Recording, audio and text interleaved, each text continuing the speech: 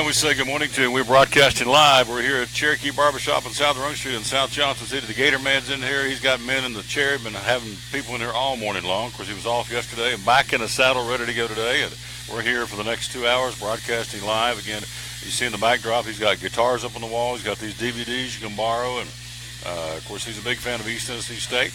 You see that right there. And, of course, he also is a big fan of Milligan. Got a whole wall full of Milligan and East Tennessee State pictures and memorabilia. So we're here live. Again, it's the Executive Park South in South Johnson City. When the Gator Man's in, the barber pole's out there. The Gator Man's in. He's in today. And so we'll have him on the show coming up here. Maybe, maybe not. He's been so busy so far this morning. He is rocking and rolling, to say the least. So we always dedicate our show to the man who hung on the cross. This is the Lord's show, and so we dedicate. In fact, Claude Babb's right here, Pastor Babb, and Clifton View Baptist. We went over and spoke at his church here back in the spring for the Gideons. So he's in there getting his ears lowered this morning. We appreciate that. Here's the verse to get us started out of the book of Isaiah. It says, I am the everlasting God, the creator of the ends of the earth. Those who hope in me will renew their strength. They will soar on wings like eagles. They will run and not grow weary. They will walk and not faint. Hit that bell. Let's do it again. I am the everlasting God, the creator of the ends of the earth. Those who hope in me will renew their strength. If you put your hope in man or something else going on, it ain't going to work.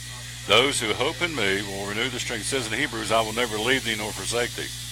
They will soar on wings like eagles. They will run and not grow weary.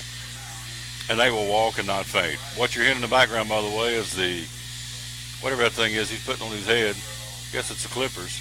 So Isaiah 40, 28 through 31, the verse of the day here on the Tom Taylor Sports Show. Again, live at Cherokee Barbershop, where the haircuts are free. Did you know that? A cup of coffee costs you $11. Get to keep the cup. The haircuts are free. So there you go. How about that? The missing link. Right? The missing link. What's this young lad's first name? Mitch. Mitch is in the house. He came in busting on Bobby. I loved it, busting on Gator. So he walked in the door and said, well, something about no other place, no other barber in town. I guess got to come here or something. He's been all over. It's good stuff. And so Gator goes right back at him. So Mitch has been here. Who was the gentleman right before him with the lady who was in here? He's a retired German professor Uh-huh. from Indiana. Hans, sounds good. Hans and his wife was in here, and then Claude's in here, so we're here again. Show number 626. They said it wouldn't work, and we're down to Christmas countdown at 54 days till Christmas 2017. We're here coming up later on the bottom of the hour. Bill Robinson joins us from Milligan College. Greg Salyer stops by the Major League Baseball update. Big game tonight. The World Series Game 6.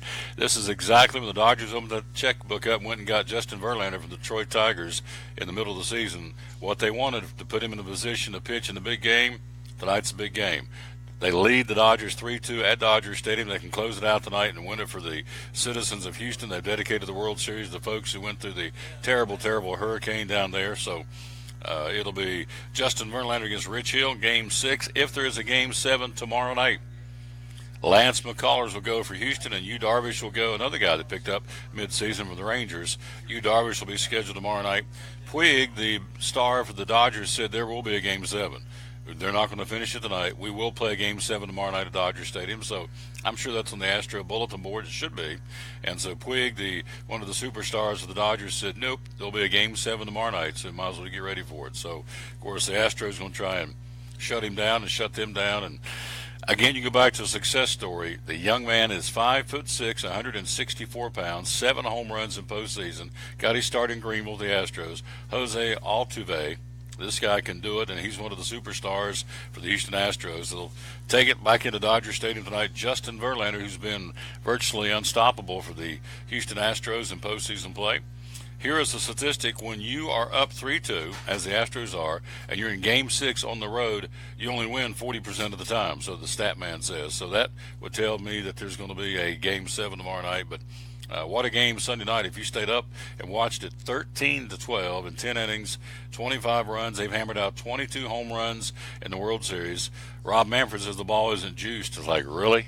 Well, then how do you explain in one of the ballparks, an indoor ballpark, of course, Dodger Stadium, where the air is kind of dry in Dodger Stadium, unlike a ballpark in the East where it's moisture and a lot of humidity makes the ball carry. So 22 home runs in these two stadiums in five games. So you can do the math. They're knocking them out with pretty much regularity. So we'll see. It'll be the Dodgers and the Astros tonight, Game 6. Verlander for the Astros, and Rich Hill, the big southpaw, will go for the Los Angeles Dodgers. And we'll see who wins it tonight. Greg Salyer will be along a bit later on to talk more in detail about that. Also, new managerial change. The Nationals pick up their guy, Dave Martinez. So it's all good. Nationals got their guy coming over from the Cubs. Phillies got their guy, so I believe everybody's got their managers nailed down now as we get into the postseason, and the winter meeting's right around the corner. So we'll take a quick break, come right back. We'll jump in and take a look at high school football. Big Friday night. We just got done taping the Sean Witten Coaches Show earlier in the morning. It'll be ready to go for you to watch tonight, including highlights of the Cyclones' big win over the Sullivan Central Cougars last Friday night. So Coach Witten his show will be up and ready to go for you to like it and share it tonight on the Tom Taylor Sports Show. So we'll take a quick break, come right back, and break them all down for you. 6 classifications, and I'm going to give you some numbers that blow your mind. The TSSAA, this is a money-making venture. I've got it figured by Friday night. They're in and we went very conservative on the numbers. They're going to make about $750,000 Friday night for the high school football game, round 1 of the playoffs. And I'll give you the numbers and show you why. You can do some number crunching with me. Quick break. We'll be right back. We're live at Cherokee Barbershop, home of the Gator Man. Gator Man is in here. How many first-time cuts this year? 168. How many last year? 168. Or last year was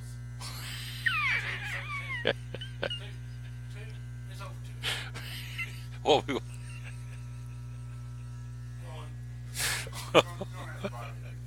no. You start taking your shoes off. Don't leave your shoes on. That's okay. So over 200 last year and 168 this. Is this young man a first-timer?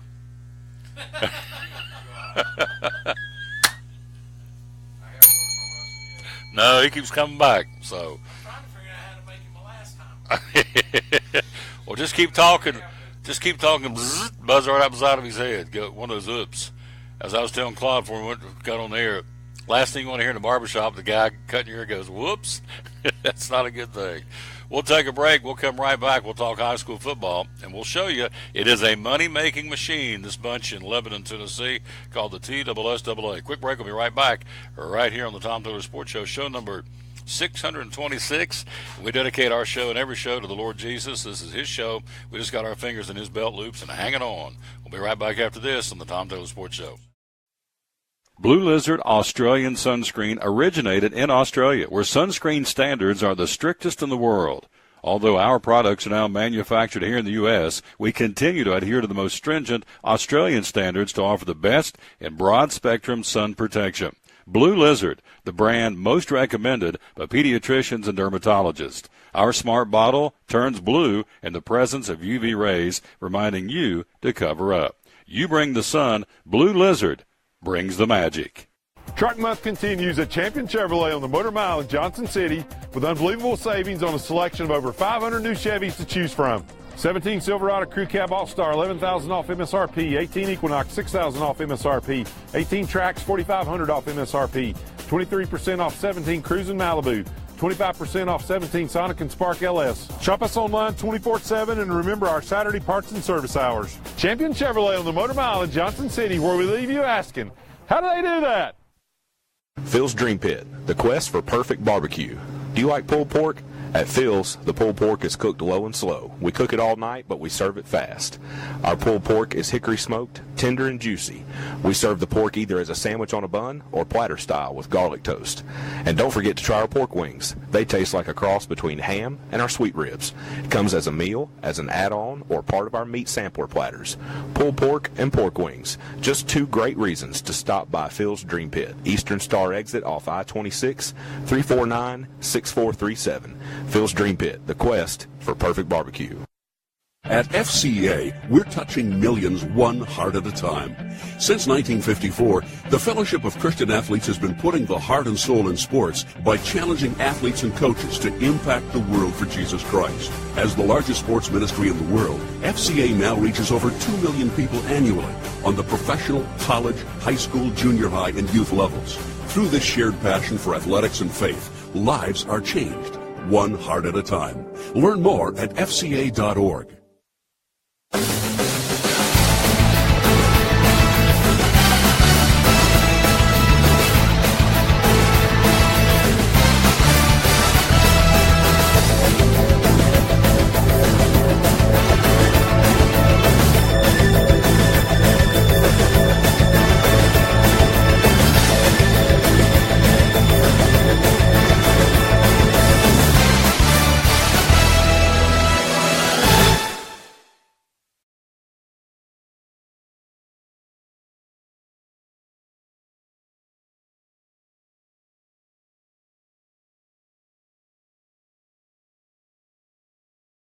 We're back on the Top Dollar Sports Show. We were talking off air, and Gator said, Missouri, one of them states way out west. Well, no, Missouri's in the middle part of the country, so, but that's okay. My man, That's good point. From here, it's west. All right, TSSAA. Go past Telford. Once you hang a left to Telford, it's west. I got you. Due west. So here we go. Let me run this for you. I'm going to go very conservative on these figures. All right. There's 32 teams in each class. There's 16 games Friday night. All right. Across Tennessee. There's 6 classes of football. 1A, 2A, 3A, all the way up to 6A. We get that. All right. 16 games times 6 classes is 96 games. We'll just do an average just for crunching numbers. Let's say every game Friday night will have 1,000 people. That's low because there'll be more than others and less than others. So just for saying sake, we'll have 1,000. TSSAA is charging $8 a ticket Friday night across the board, kids and adults, flat $8 fee. So 96 games times 1,000 people at each game. That's 96,000 people times $8 a ticket. My West Virginia siphon with leaving my boots on comes up to $768,000, and that is very conservative because I know like a Friday night at Dobbins Minute there'll be more than 1,000. There'll be more in some of the places and less in some others, but that gives you an idea what kind of money is being made. That's just week 1 of the playoffs of TSSAA. So what are you trying to tell me? I'm trying to tell you it's a money-making machine. Also found out in the playoffs, 100% of the gate, 25% goes to the home team, 25% goes to the visiting team, and the other 50% goes to the TSSAA. So not only, so there you go. That's the kind of money we're talking about they can be making, again, on a Friday night for football. So even if you cut that in half, that they're not only going to get half of that, you're still talking $300 and some thousand for the first week of high school football.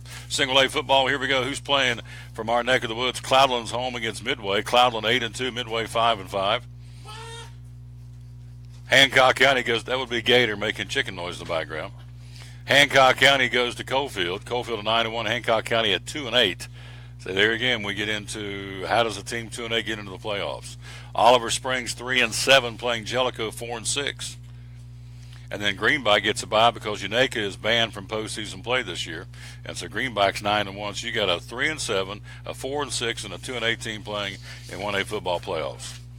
In 2A, you've got Sullivan North at home. They're the regional champion, Region 1. 7-3, the Golden Raiders hosting Cumberland Gap 7-3. Rockwood at 7-3, hosting the Hampton Bulldogs 4-6. They'll travel.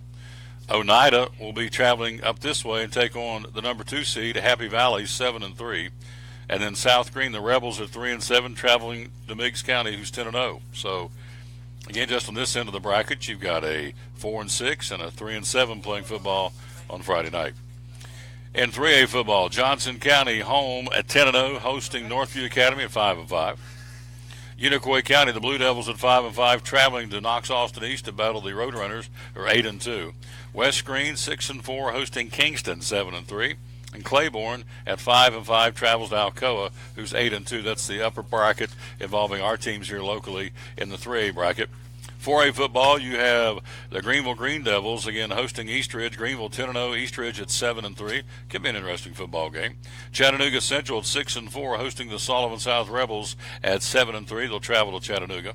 Sequoia coming to town. We'll talk all about that on the Sean Whitten Coaches Show. You'll hear and see that beginning this evening, where you can go and check it out right here on the Tom Taylor Sports Show Facebook page. Sequoia 5-5 against Elizabeth in first meeting ever between the two. Cyclones at 8-2 and the number 2 seed. And then Granger with his outstanding running back bunch. This guy can run the football. 7-3 Granger at Anderson County 10-0. So if Elizabethton wins, and if Granger would knock off Anderson County, that's a big if, then you would play week 2 in Elizabethton. If the Cyclones win and Anderson County wins, then you will travel to Anderson County next week.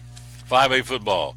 Top seed Daniel Boone, the Trailblazers 8-2, hosting Knox Central. The Bobcats come to town 5-5 on Friday night. Again, reminding you, all the games are at 7 o'clock.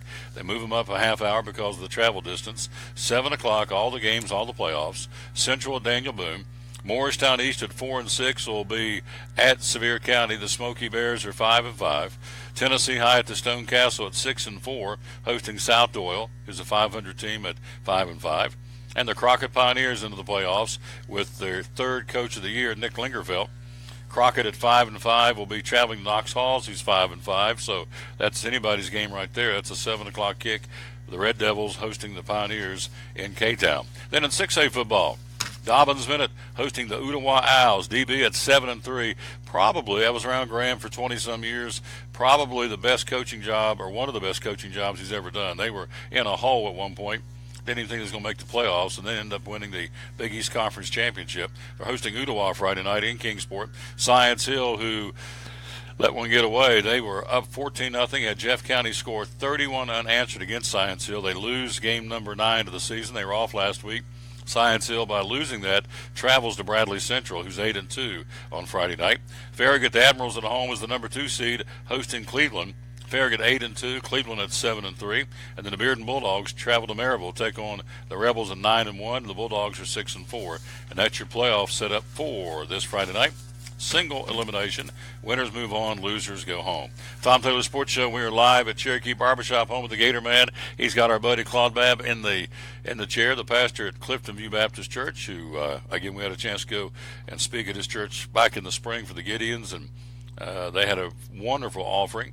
Again, what's interesting about the Gideons, the smaller the church I go to, more times than not, the bigger the offering. So in Claude's church was certainly that. They opened up their checkbooks and their hearts and gave a very sizable donation for the Gideons to help buy Bibles, to spread God's word around the world. So I want to say thanks to him and all the churches we've had a chance to go to this year.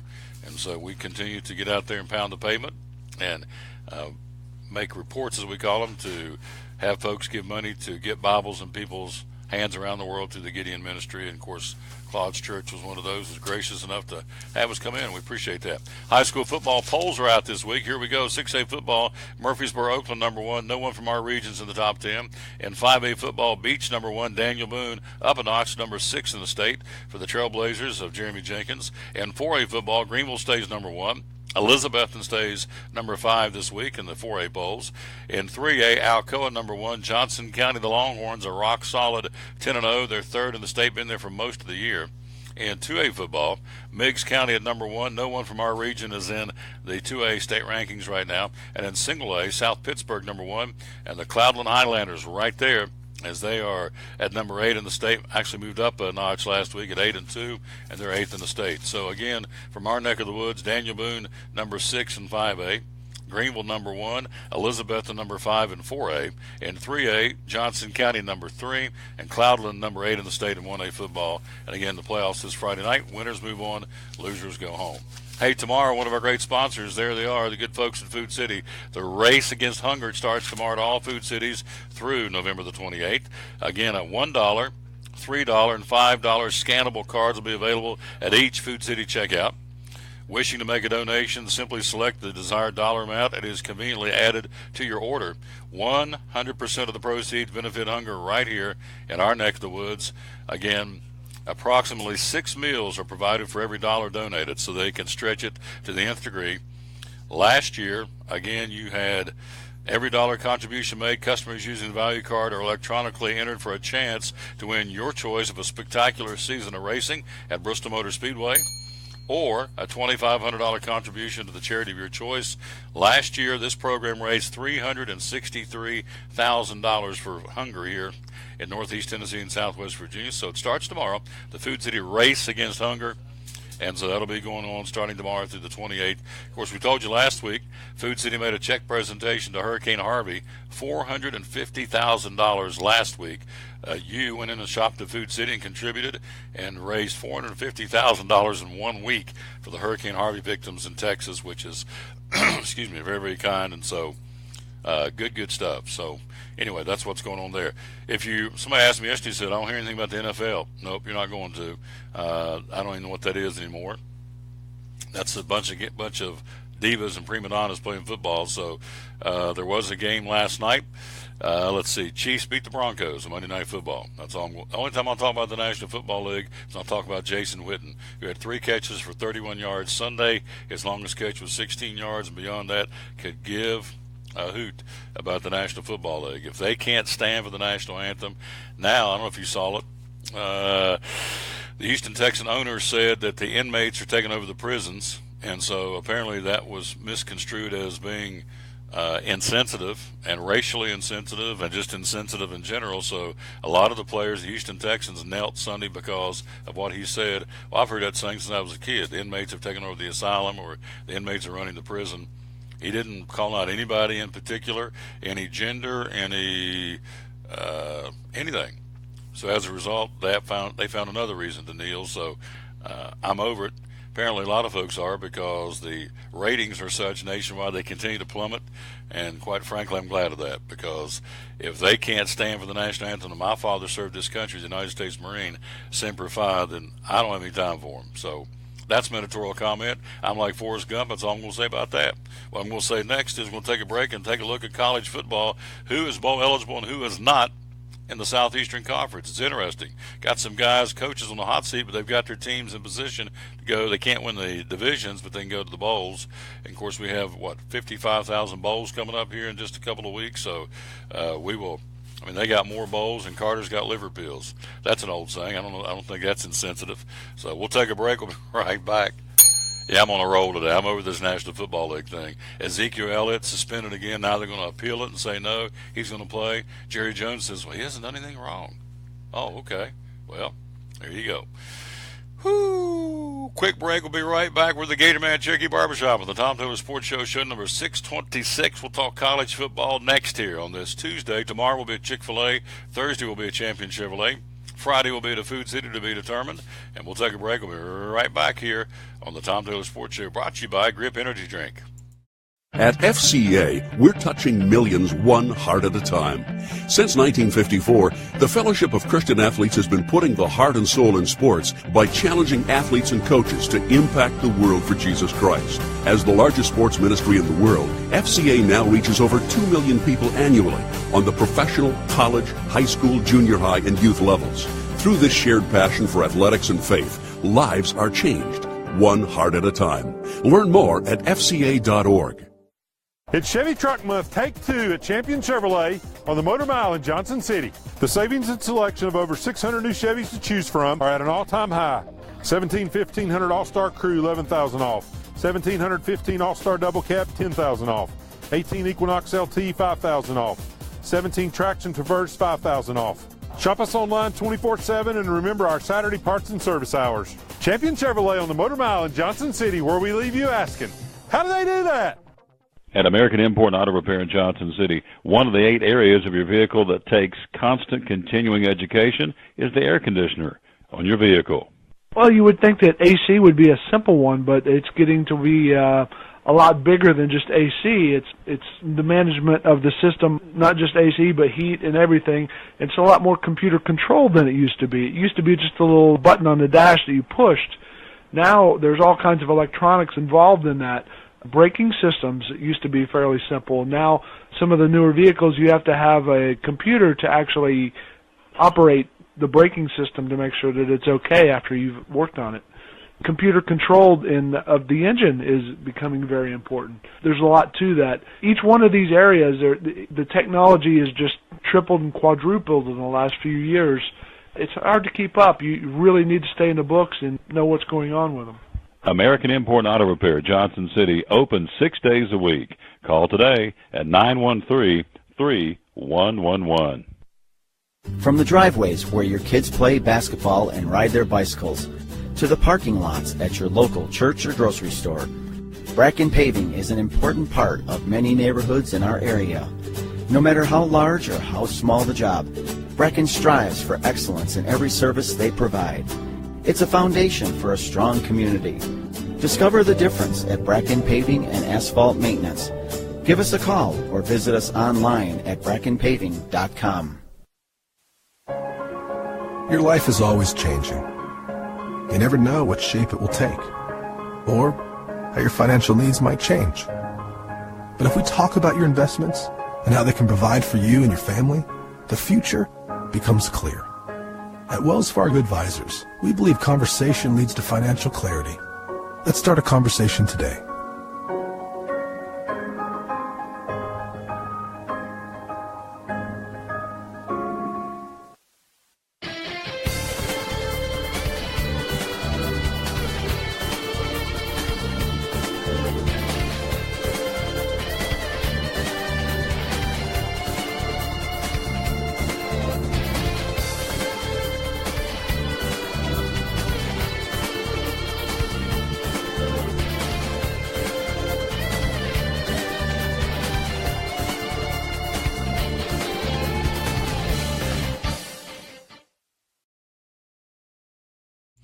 We're back with the Tom Taylor Sports Show. We're live again at Cherokee Barbershop. Coming up in just a few minutes, he's here and ready to go. He's signing autographs right now. Bill Robinson, the head coach of the Milligan men's basketball team, Gators, said, sign this glossy, and he's going to, and that's good. He should, because he's up on the wall. When you come here at Cherokee Barbershop on South Roan Street, right down from Tipton Haynes Working Farm in Executive Park South, we have a whole wall of Milligan College and a whole wall of East Tennessee State. I mean, he is all about our local universities and colleges, so which is a nice touch by Gator Man. He's a class act, so what? Claude's a class act, so we like him a lot. Yeah, he's got beat up. What was the guy before? What was his name? Mitch? Mitch Link was all over him like a duck on a June bug, wearing him out. Of course, they were going back and forth like two bear cubs. It was pretty funny stuff. Mitch got us some pretty good shots, but Gator came back and had some come right back at him. So it's a typical men's barbershop here, just having a lot of fun cutting up and discussing things, and nothing gets resolved, but you feel better.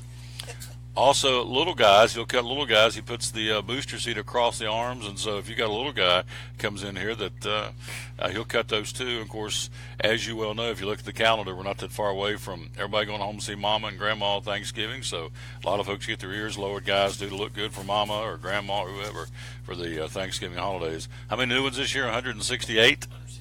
168 first-time customers. Last year you had 200 and.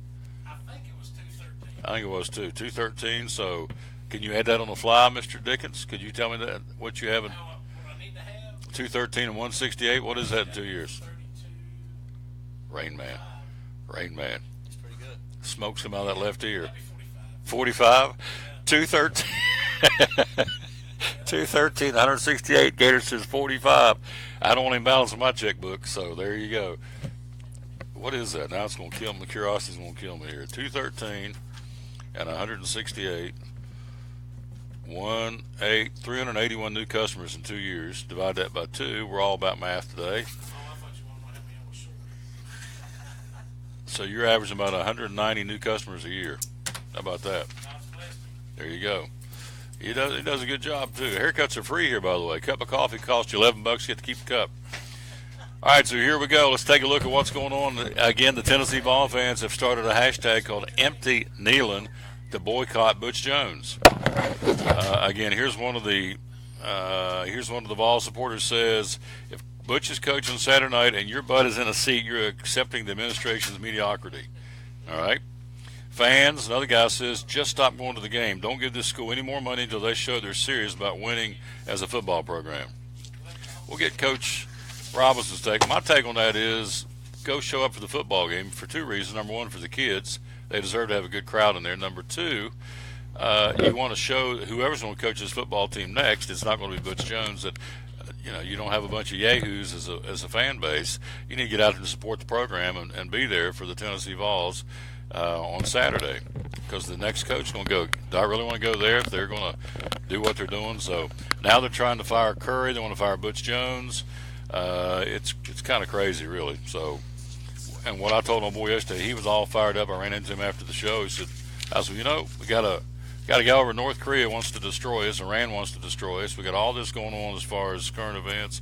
We got natural disasters. The Bible says it's going to be perilous times as time marches on here, and we're worried about a football coach. I said, if we could just get everybody that excited about getting to church or hearing the gospel, we'd be a whole lot better off. But I understand sports is a big, big deal in this country, but in the big scheme of things, let me tell you what, if this heart stops pumping one time, the team you follow, my friends, is not going to matter, I can tell you. Here's the I'm not going to preach to you today, but here's the $100,000 question. The $1 million question is, what are you going to do with Jesus? That's what you got to decide, because we all got to decide one way or the other what you're going to do with him. All right, college football, Southeastern Conference. Who is bowl eligible? Alabama, of course. You got to have 6 wins to get in. Alabama, Auburn, Georgia, Kentucky, LSU, and South Carolina are all bowl eligible. Here's the teams hanging on the bubble. Florida's got 4 wins. You got to have 6. Ole Miss has got 3. Got to have 6, obviously. Mississippi State's got 5. Missouri's got 3. Tennessee has 3. Now, they got 4 games left. Can Tennessee get 3 wins out of the 4 against Southern Miss, Missouri, LSU, and Vanderbilt? Be tough, I think. Texas A&M needs 1 more. They got 5. Kevin Sumlin on the hot seat. There again, it's not that big a hot seat. The guy's making $12 million in the buyout. So if he gets canned, See, Bill Robinson can help me this because when we get to him in just a second, how do they? I've asked this all season long. How do you make more money if you get fired than you make money when you're coaching? So if I'm working on this job and I get canned to make more money, someone's going to get $12 million if they get rid of him. He's not making that right now, but he's also he's got 4 games left: Auburn, New Mexico, Ole Miss, and LSU. He's got to win one of those to get into bowl eligible. So Vanderbilt's got 3, they need 4. They've got need 6 rather. They have Western Kentucky, Missouri, and Tennessee to finish out their season. So we'll see. That's what's going on in the Southeastern Conference. The Bucks play this week, VMI at home against the VMI Cadets in Johnson City, and Coach Torbush said that is not a gimme by any stretch of the imagination. So anyway, that's what's going on in the Southeastern Conference. Let's run down the schedule for you real quick, and then Coach Robinson's here to talk about Milligan basketball. He's talking about a man of faith. Go to his basketball camps, and in fact, we did this year. I went over and broadcast my show from his practice or from his camp, and gave a devotion. Every time we took the cell phone and recorded it and sent it out, got all kinds of feedback. His devotional that has a Christian spin with it. So good Christian man of faith here. All right, Alabama hosting LSU. You've got Arkansas looking for a W against Coastal Carolina. That's a checkbook game. They'll thump them, hand them a check, and go home, I think. Auburn will be taking on Texas A&M. That'll be at Texas A&M. Georgia hosting South Carolina. Could be a trap game because Muschamp's got them playing pretty good in Columbia, but Georgia is Georgia. And Kentucky will be hosting Ole Miss. Who else we got in the Southeastern Conference? Mississippi State takes on UMass in Starkville. Florida, Missouri, that'll be in Columbia. Gators with the new coach, Randy Shannon, interim coach, so what he can do with the Gators and move forward going to Missouri. You got to figure Jim McElwain's not the sharpest knife in the drawer, because not once but twice he had Steve Spurrier come to him and say, "Hey, man, you want me to help you with your offense?" He said, "No, thanks." That'd be like Roy Williams calling you up and saying, "Bill, can I help you out drop a couple of plays?" "Nope, I don't need you." I mean, that may tell you right there all you need to know about Jim McElwain, because, I mean, you got Steve Spurrier, the guy is an offensive genius for college football, ambassador for the school, and willing to help you. You said no. What's the old book say? Pride goeth before what? Before destruction. So, anyway, Vanderbilt will be hosting Western Kentucky, and that's, of course, Tennessee home to Southern Miss on Saturday night. And that is your SEC schedule. There he is. Let's get him on the screen. Get me off the screen, get him on, because he's in the house. Coach Bill Robinson, a busy, busy man, is taking the time to come over and hang out with us. And morning, Coach. How you doing? Doing well, Tom. How are you? I'm doing fantastic. Good. I'm glad I'm here with Gator and Claude, and another young man's come in and get his ears. Lord, it's been steady Freddie in here all morning long. And I guess when the haircuts are free, it's easier, isn't it? It's a great deal. Yeah, haircuts are free. A cup of coffee costs you $11. What? I can't hear you. What? Bring coats. Oh, you really are. In all seriousness, we're doing a coat drive here for folks. So, kids and adult coats, any size. Is it kids or adults or anybody? Okay. Yeah, we do have a big bin right here, and it's already half full. And so, who's this going for? Salvation Army, or who's doing this?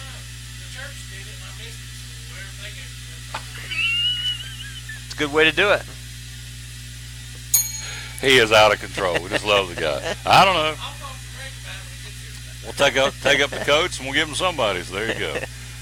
Coach, you got started, my friend. 2017-18 campaign, got one on your belt, right, so far? We did. We went to University of Cumberland's this past Saturday, and it was a guaranteed game for us, but they're NAI Division I and very talented. And we went up last year, and we were down 27 at halftime and felt like it was a good test, but we weren't very competitive. We ended up going up there, losing by 14, played much, much better. We scored 87 points. Just hard to stop guys at that level. They're just talented, and defensively we gave up 100 points, but very much encouraged and really like this crew a lot. Non-conference game, right? Non-conference game, it is, and again, we make a little bit of money and help with our budget, but also get a chance to go and play a team that it's going to be better probably than anybody in our league. So it's a really good test for us. Yep. And so back out on the road tomorrow night to go to Asheville, is that right? Yep, go to Asheville, play Warren Wilson tomorrow. We've got a good relationship. Coach Behringer and I have been friends for a long time. And it's good to have games early on that are similar to conference games, but don't count as conference games. So you're still working on your rotation, working on your system, you're working on things, trying to get better. So you want to play good teams that are athletic. They're very quick. They'll press, they'll trap, but be very similar to a Tennessee Wesleyan or a Reinhardt and that type of athleticism. And it's good to play somebody new. Our guys are tired against practicing. We've been practicing for I guess a month and a half, 39 practices. They're tired of seeing each other. So I think today we practiced 40. So it's time to play somebody else. Want some fresh meat, right? Exactly. Tell us about what you do off the court with your kids, because you do a lot of teaching about life and bonding and helping out folks less fortunate. I think it's really cool what you do with Milligan basketball. Yeah, we've got a couple things we're doing right now. We actually have a character coach. His name is Jeff Aycock. He's actually my Sunday school teacher. An older guy, business owner, been through life a little bit. He's been there, done that in a lot of different ways. He wasn't a Christian till later in life, so it's really good. He spends at least once a month, he'll go out to lunch with each kid one time, one-on-one, to be able to talk about what's going on in their life. And they talk about social things or academics, spiritual things, but he just comes alongside of them and maybe some things that they wouldn't want to talk to their head coach about or their assistant coaches about, because maybe they'll think it's going to affect playing time, but they can just be honest and really just open up and really. And he starts slow and they build relationship throughout the year. That's a really cool thing. Another thing we do is we tithe our time, our practice time. 2-hour practice, got 120 minutes. We'll take 12 minutes before practice to do something spiritual. And right now we're going through Purpose-Driven Life. I've gone through, there's 40 chapters in the book. I'll go through and actually do summary for each chapter, and then just read right before practice. Just go through a lot of scripture, a lot of great thoughts, and really make the guys kind of think. Make sure they know it's not about them, and that God really wants to be their friend. There you go. It's not about them. Boy, we need to send that message to the NFL. It ain't about me. It's a shocking concept, even with our kids at our level, to think that, it's not about me, because that's the way the world's teaching, that they can, whatever feels good, do it, and it's, just whatever you want to do. It's your life, you get to do it. So when we talk about the concept of it's not about you, it is a bit shocking. Yeah, and that's what they're taught, isn't it? Yes, that's what they're taught. Thing, and I'm 10 foot tall and bulletproof, so yeah. Again, he teaches obviously that it's not the case, and it's not the case. You get ready for the conference wars, because it's right around the corner. And again, we talked earlier in the season. Talk about some of the guys that you're counting on this year, and then talk about the conference overall. Who's going to be strong besides Milligan? We start 2 weeks from today, conference. I mean, it's here. It's hard to believe, but our heart and soul is still Jacob Kaywood inside. He's just Aaron Lavardi this year. He came off the bench last year. A kid from the Bahamas has gotten so much better. He's actually played better than anybody else this fall. Didn't even start last year. Tyler Nichols was second team all-conference last year. Didn't start. He's starting now because he's earned that. Dax Bostian started as a freshman last year at the point. And David Cassidy, senior from here, Sullivan East, starting at the 2 for us. So that's kind of our core group. And still have Bo Plus, who started last year, local kid from Elizabethton. I think the reason he's coming off the bench more because he's a mature kid, can take that. He doesn't have to start. He gets whatever minutes. I know he's going to play hard. He's going to play well. And then we've got the 3 new kids, too, that all are going to make major impacts for us over time. Deshaun Green and Trey Johnson both played a lot the other night. Trey had 18 points in our first scrimmage. He had 12 points in our first game coming off the bench. And the kids just play hard.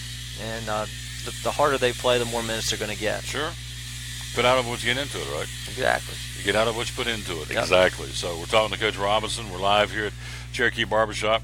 Again, if what you're hearing in the background would be clippers and blowers and whatever he's doing to make these guys look good. So the background noise is what it is, because we're at a barbershop, yeah. And we're talking to my man, Coach Bill Robinson. So you look at this basketball team and you look across the conference, and I guess it starts at Union. They're the guys to be trying to knock off, right? They won a national championship last year and lost just about everybody, and then brought a whole new crew of junior college and Division I transfers in, and they don't have a freshman on the team, I don't think. Really? Nope, not one. And that's kind of becoming the way of our league, more and more junior college transfers, Division I transfers. It's not really maybe the way that we want to do things at Milligan from an academic point of view. We want kids that want to come, that will be here for 4 years, that will be here for a lifetime. They'll bring their kids, their grandkids.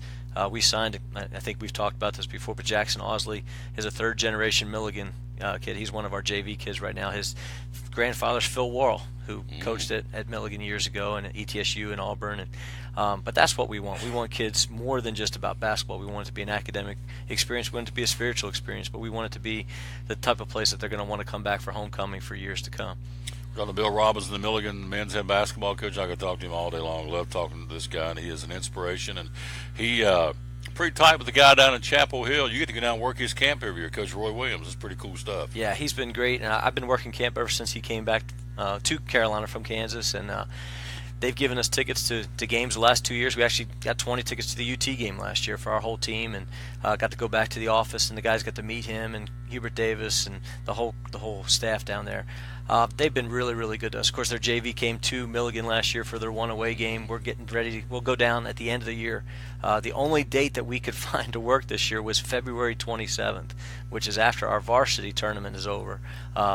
Carolina will play Miami that day. We'll get a chance to go down and play the JV and then stay and see the Hurricanes play the Tar Heels. So great experience for our young kids. You play in the Dean Dome. In the Dean Dome right before. Wow. We'll play before about 20,000 empty seats to start the game, and then at halftime they open up the doors, and second half you'll have the student section come in and start filling up, and it's neat just to watch the whole process. Our locker room will be right next to Miami, so when we're walking back to locker room after our game, Miami's going to be walking out, so it's the interaction, and the kids get to see these kids are the same age as our guys are. They just they look a little bit different.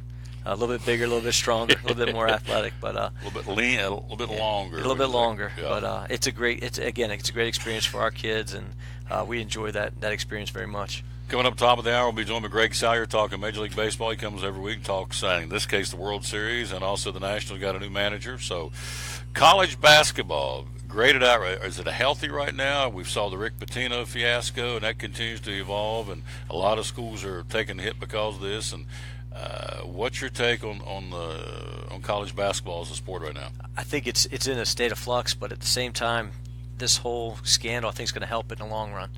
I think it's going to clean up a lot of the stuff that's been going on. People know it's been going on for years. It's never been addressed. But I think it's only going to get better from here. I think it's going to get cleaned up. It's going to have to get cleaned up. But it's going to make an opportunity for guys like me that all we've ever done is just coach. We don't have to worry about the AAU. I haven't been to an AAU tournament in years. It's just not what we do. But it's gonna get the guys who really know how to coach. I think it's gonna see those guys really get pushed towards the top. Pitino, think he'll ever coach again? I hope not. I kind of wish he would just. His legacy is what it is at this point. I think it'd be better if he just went away. I feel that strongly about that. But he's had an impact on the college game in a way that's not very good. I read an article this morning about Coach Williams, how David Padgett got the job at Louisville now. He recruited him at Kansas. He played for Coach Williams for a year. And it's not supposed to be in the press. It's not supposed to be known. But he's been reaching out to David saying, anything you need, how can I help you? And they're in the same conference together. But he does it as a friend and does it as a colleague and somebody who understands what, college basketball is all about. And that's what it is. It's a fraternity of coaches that like each other, respect each other, and are here to help each other. To hear Coach Williams do that, it doesn't surprise me one bit. That's just who he is. That's how he is, isn't it? Mm-hmm. He's a great guy, and of course, it's evident winning the national championship. They're hoping to repeat again this year. So, from the Pitino scandal, not this one, but the one before about all the girls in the dorms and all this, went on for 5 years. The guy said he didn't know anything was going on. You're the coach of your team, smaller scale, Milligan versus Louisville, but still, you got you should have the finger on the pulse of your team. How do you know that stuff's going on? How does it go on? You don't know about it. Yeah. You have to know. Sure. Because you want to know everything you're responsible for. So you want to know everything that's going on in your program. So for him not to know, I think would be he would have to willingly ignore it at this point, I think. Well, if he didn't know it, then there's a ship without a captain. Exactly. For sure. Because this went on for not once, but apparently, according to the stories, and nobody's ever said it didn't, 4 or 5 years went on in the basketball men's dormitory, and he said I had no recollection, didn't know anything about it. So. Anyway, college basketball, can North Carolina, can they repeat? I think they can. I think the young kids are going to have to step up. Cameron Johnson transfer from Pitt's a huge get for them, and Joel Berry's going to have to be healthy. Of course, he's hurt right now. He's going to miss 4 or 6 weeks, injuring a hand after a video game. Yeah. But they're still kids. I think that's what we have to remember sometimes is that they're still kids. Yeah. They're still, immature. They still have to make choices, and we look at them on TV and think that they're men, but they're not. They're the same age kids as we have in our dorm, and our kids do similar things. They just make bad choices sometimes. But the talent is there for Carolina. The coaching staff obviously is awesome, and And Joe Barry, if you missed the show, what happened, he was playing a video game with one of his teammates, and he beat him in the dorm playing video, and his buddy beat him. He got mad and hit the door as he was going out because he didn't want to lose and broke his hand. So I'm sure Coach Williams wanted to get that call and say he's out 4 to 6 weeks. But imagine that kid trying to make that call, having to call Coach Williams and say, Coach got to talk to you. Oh, great. Yeah. I just broke my hand, and I got beat to the video game, so it's a double. Double whammy. A double whammy. So you look across the country. North Carolina's one of the front runners, obviously. Who else do you feel like, when it's all said and done, will be trying to play for a national championship? The one I keep talking about in the office is Arizona. They just have so much talent.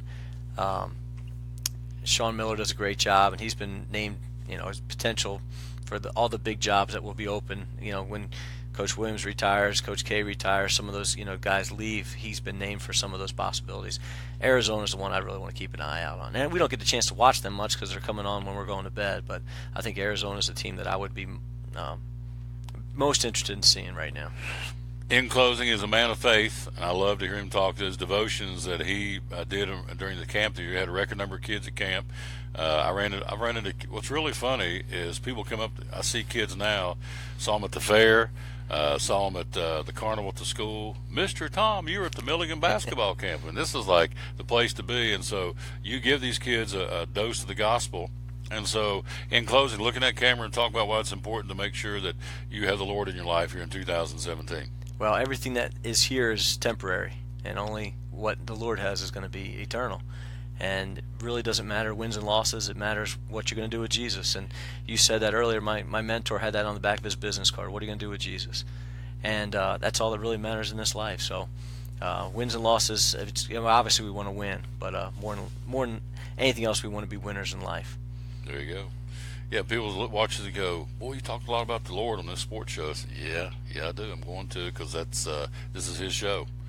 Phil Robertson said Duck Dynasty says it's going to go as far as the Lord wants it to go. It's the same as this show. And so, we're at 626 today, show number 626. But I have the utmost respect for this man right here, because it's not just he just doesn't talk the talk, he walks the walk when you're around him.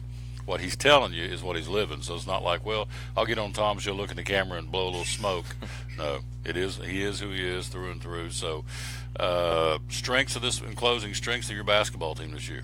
We're going to be quicker and more athletic than we've been in the past, and that's part of the new kids that we came in. After the game on Saturday, talked to Coach Butcher up there, and he goes, man, you guys are just a lot quicker. We're able to get up and down the floor, and hopefully that will translate into better defense too once we figure out how to play together, and that all comes together. I think that comes together later sometimes, but I think we're deeper than we've been. Again, we've all 5 starters come back, and 2 of the guys coming off the bench from last year are going to start this year. So we've got 7-8 guys who really think they should play all the time. So if you play hard, play well, you're going to play, and if you don't, you won't. And I think the competitiveness we have in practice will translate into more success on the court too. They have weeknight games, but I'll tell you what, a Saturday afternoon in the wintertime to go to Milligan College, Steve Lacey Fieldhouse, get a bag of popcorn and a soda pop or slab of pizza. And, of course, they normally play double hitters, the Lady Buffs, with Coach Aubrey, and, of course, Coach Robinson, the men's team. It's just a really cool venue. It's a great experience.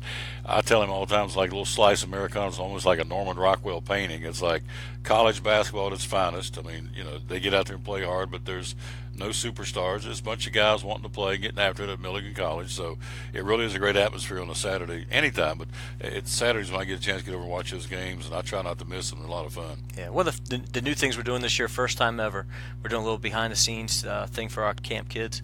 It's a little fundraiser for us, but opportunity for them to be able to bring a couple kids, a mom, dad, and a son or daughter, come to our pregame shoot-around at 3, come to our pregame meal, get to hear devotion from our character coach, come to the locker room before the game, get to hear the whole pregame talk on the court with national anthem prayer, introductions, and then actually sit on the bench. And I can only do that because I have guys I trust. I know that they're not going to hear or see or experience anything that they shouldn't see.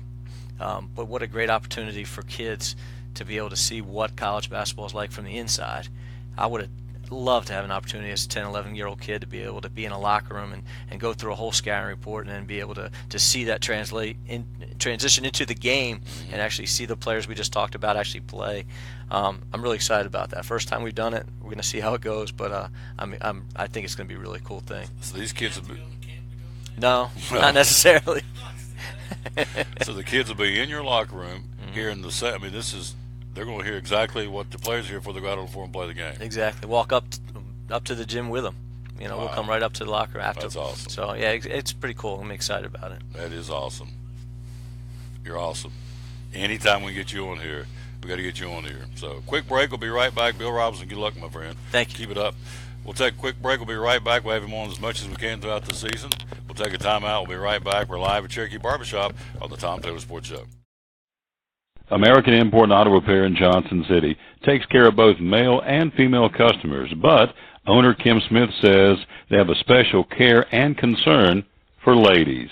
Being a female in what's considered a man's business, I understand the trepidation that women may have when they come to the shop. They feel like they don't know about cars, they might be intimidated, but that's not the way we do business. Everybody's treated the same. We take the time to explain anything that they have questions about, the repair, the process, the part. We want to make sure people are comfortable with what we're going to do to their vehicle and that they understand. We do cater to women in a sense. We have a real nice waiting room with nice Keurig coffee and flavored creamers, air-conditioned, cushioned seats, TV, everything a girl could want while she waits for her car to be fixed. American Import and Auto Repair in Johnson City, open 6 days a week.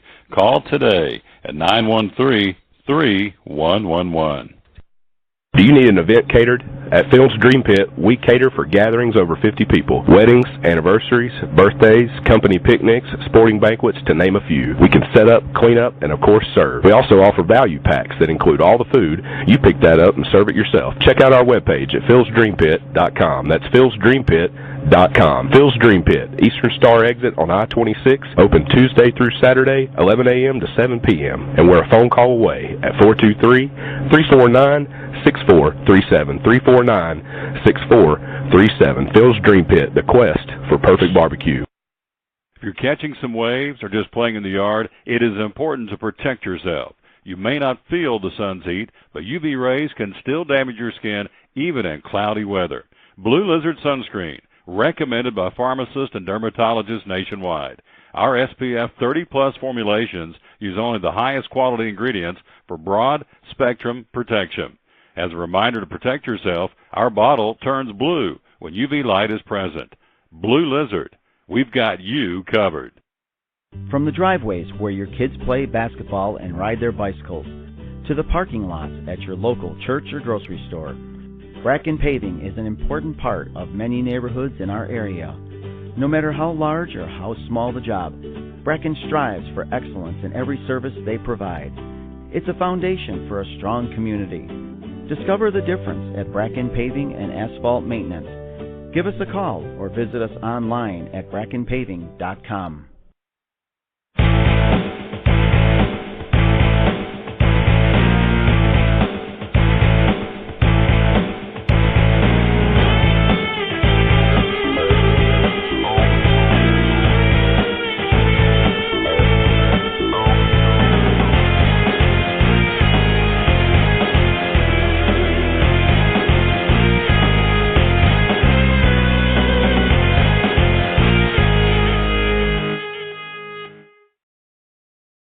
Back on the Tom Taylor Sports Show. Thanks for being with us. We're live again at Cherokee Barbershop. Place stays busy, I can tell you that.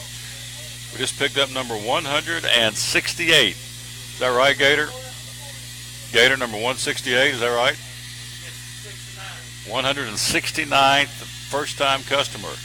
How about that? Brian from Johnson, he's in there getting his ears lowered. How about that? That's good stuff. Had 213 last year, so 169th new customer this year, and we still got 50-some days left in the calendar year, so pretty cool stuff. Let's run down the NBA from last night. Your winners, the Boston Celtics, the New York Knicks, Minnesota, Charlotte, Philadelphia, the Orlando Magic, Utah, Toronto, and the Warriors beat the Clippers, the defending NBA champs, last night on the left coast.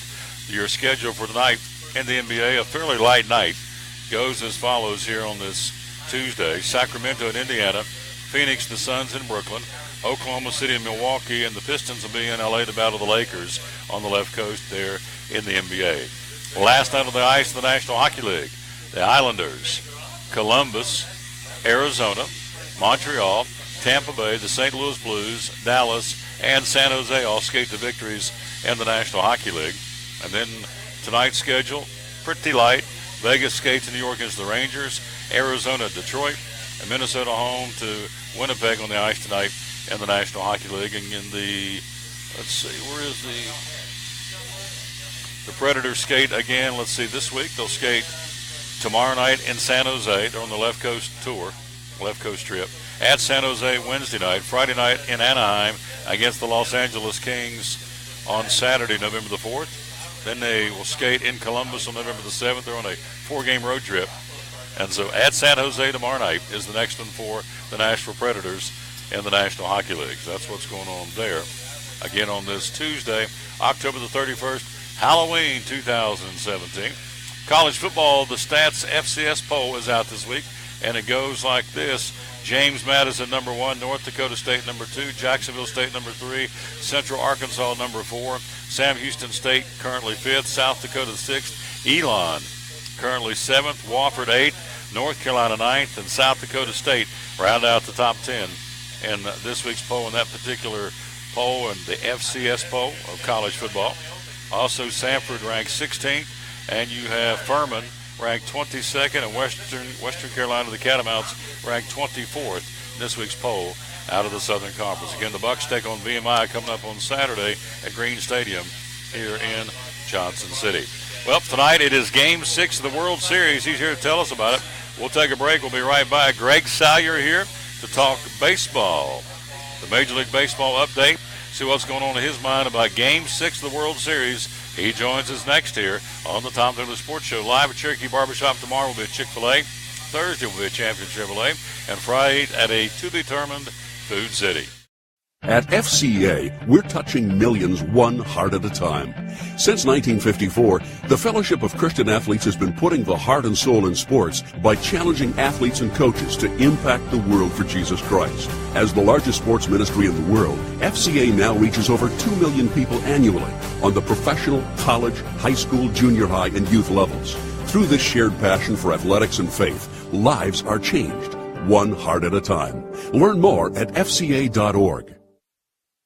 American Import Auto Repair in Johnson City takes care of both male and female customers, but owner Kim Smith says they have a special care and concern for ladies. Being a female in what's considered a man's business, I understand the trepidation that women may have when they come to the shop. They feel like they don't know about cars, they might be intimidated, but that's not the way we do business. Everybody's treated the same. We take the time to explain anything that they have questions about, the repair, the process, the part. We want to make sure people are comfortable with what we're going to do to their vehicle and that they understand. We do cater to women in a sense. We have a real nice waiting room with nice Keurig coffee and flavored creamers, air-conditioned, cushioned seats, TV, everything a girl could want while she waits for her car to be fixed. American Import Auto Repair in Johnson City, open 6 days a week. Call today at 913-3111. It's Friday night at 7 o'clock. You've been involved in a car accident. You may be out of state on vacation or just a few miles from home. What do? Who do you call? At Farmers Insurance Group, one call is all you have to make. Hello, this is Jim Klein, an agent with Farmers Insurance. It's called One and Done. You don't have to wait till Monday morning to file a claim. You can make the initial call and we'll begin right away to help you. We assist you in moving the vehicle to a certified repair shop, getting you set up with rental car, and informing your agent. Then here at the staff at Jim Klein Farmers Insurance, we follow the claim through to the end. It's that easy. One and Done. We're your one and done location for all your insurance needs. Auto, home, life, commercial, workers' comp, and bonds. We can help you with all your insurance needs. Give me a call today, Jim Klein Farmers Insurance at 247-5400. Your one and done location in Kingsport, 247-5400. Now available at Chick-fil-A, the crossings of North Johnson City. The Hash Brown Scramble, the first breakfast bowl with Chick-fil-A. The Hash Brown Scramble, a hearty breakfast option made with Chick-fil-A's signature tot-style hash browns, scrambled eggs, a Monterey Jack and cheddar cheese blend, and a choice of sliced Chick-fil-A nuggets or sausage. Served with jalapeno salsa, the scramble can be enjoyed in a bowl or as a burrito. The Hash Brown Scramble Bowl, 30 grams of protein when made with nuggets. The bowl and burrito start at $3.49. Served until 10:30 every morning, Monday through Saturday. The hash brown scramble or burrito, again at Chick-fil-A, The Crossings in North Johnson City.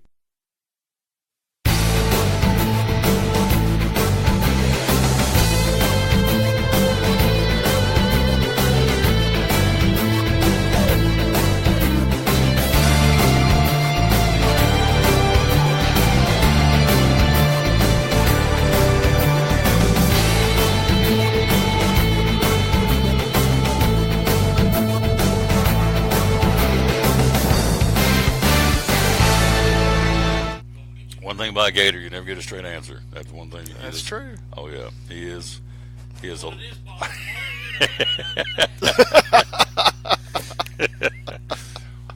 I said, "You have any bottled water?" I thought, well, I knew I was going to get some kind of an answer. It's, what was it? Bottled water in a tap?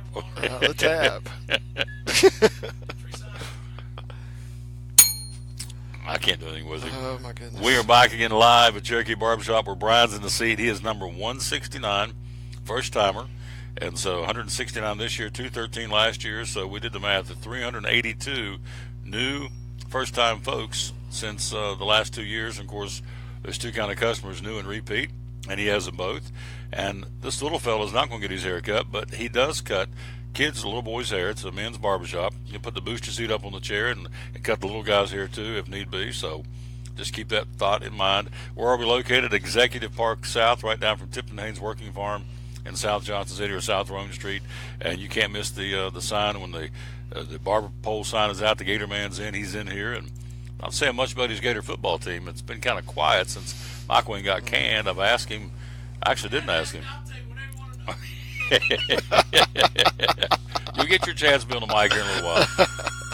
All right, that's Steve Spurrier right there calling, saying, "What do you really think?" His little face got red. So, Greg Sires with us here, Major League Baseball. You told me last week, said, "Tom, strapping on, my friend. We're about to see a heck of a World Series. The Dodgers and the Astros, and great pitching. And you know what's been the case? It hasn't been that good of pitching. It's been great offense. Yeah, 22 home runs, which is a record. So." Game 6 tonight, Verlander against Rich Hill. Woo! Yeah, in Los Angeles. In L.A. Yeah, you know, you would have to give that pitching matchup maybe to the Astros with Verlander, but don't count the Dodgers out playing at home. And the way this series is going, I'm not going to make a prediction by any means, but the way this series has been going, I think the Dodgers may just find some way to win that game just to get it to a Game 7. I mean, this is going to be a classic series, I believe. Puig said we're going to Game 7. He's already said it, so I'm sure it's on the bulletin board in the Houston locker room. It should be. Yeah. Puig says we'll be back for Game 7 Wednesday night. So we'll see. If that's the case, it's Lance McCullers against Yu Darvish if they get to Game 7 tomorrow night. But, you know, at that point, you throw anybody and everybody. I mean, there is no tomorrow, but you got to get there to that point. But, again, it is Game 6 tonight, and kind of set it up for us. What's been going on so far to this point in the World Series? Well, you know, we have had some good pitching. You know, we had about almost 6 innings of no hit ball the other night, and that was pretty exciting. And we were looking at that, and of course he gave up 1 hit and was taken out of the game, which I thought was kind of interesting. But you know, I don't know that I would have made that move at that particular time. But anyway, that's why I'm not a manager, I guess. But you know. Yeah, it's been a phenomenal series so far. I think this is going to go down as one of the best World Series we've ever had.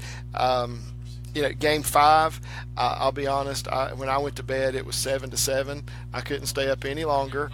And they had a replay of it on the MLB Network last night, and it was cut down to 2 hours, which was pretty cool because it was about a 5-hour game. And I watched that last night, every second of the replay, because I wanted to see everything that took place. And I'll tell you what, these guys are hitting clutch right now. I mean, it's just unbelievable how clutch these guys are. And you know, I think we may see something in Major League Baseball this year. We might, I don't know, but we might see a player who wins the Most Valuable Player award for his league, and then win it in the World Series too. If the Astros pull this thing out, I think Jose Altuve could do it and could get both of those perhaps. Yep. Jose Altuve is phenomenal. 5'6", 164 pounds, 7 home runs for the little guy. Started in Greenville. I mean, and I say this every time we get onto this topic. If you're looking for a success story when somebody told you can't do something, Jose Altuve was told many, many times, go do something else. You're too little to play baseball. You have no power, no pop in your bat. Guy's cranked out 7 home runs, and when he hits them, he ain't just slapping them. He's hammering these home runs. This guy, it reminds me of George Foster because he's got those big forearms, even at 5'6", and his big thighs, and so he can step into it and crush one. So a success story for sure. Jose Altuve from the Houston Astros. He's the real deal. Oh yeah, absolutely, he is.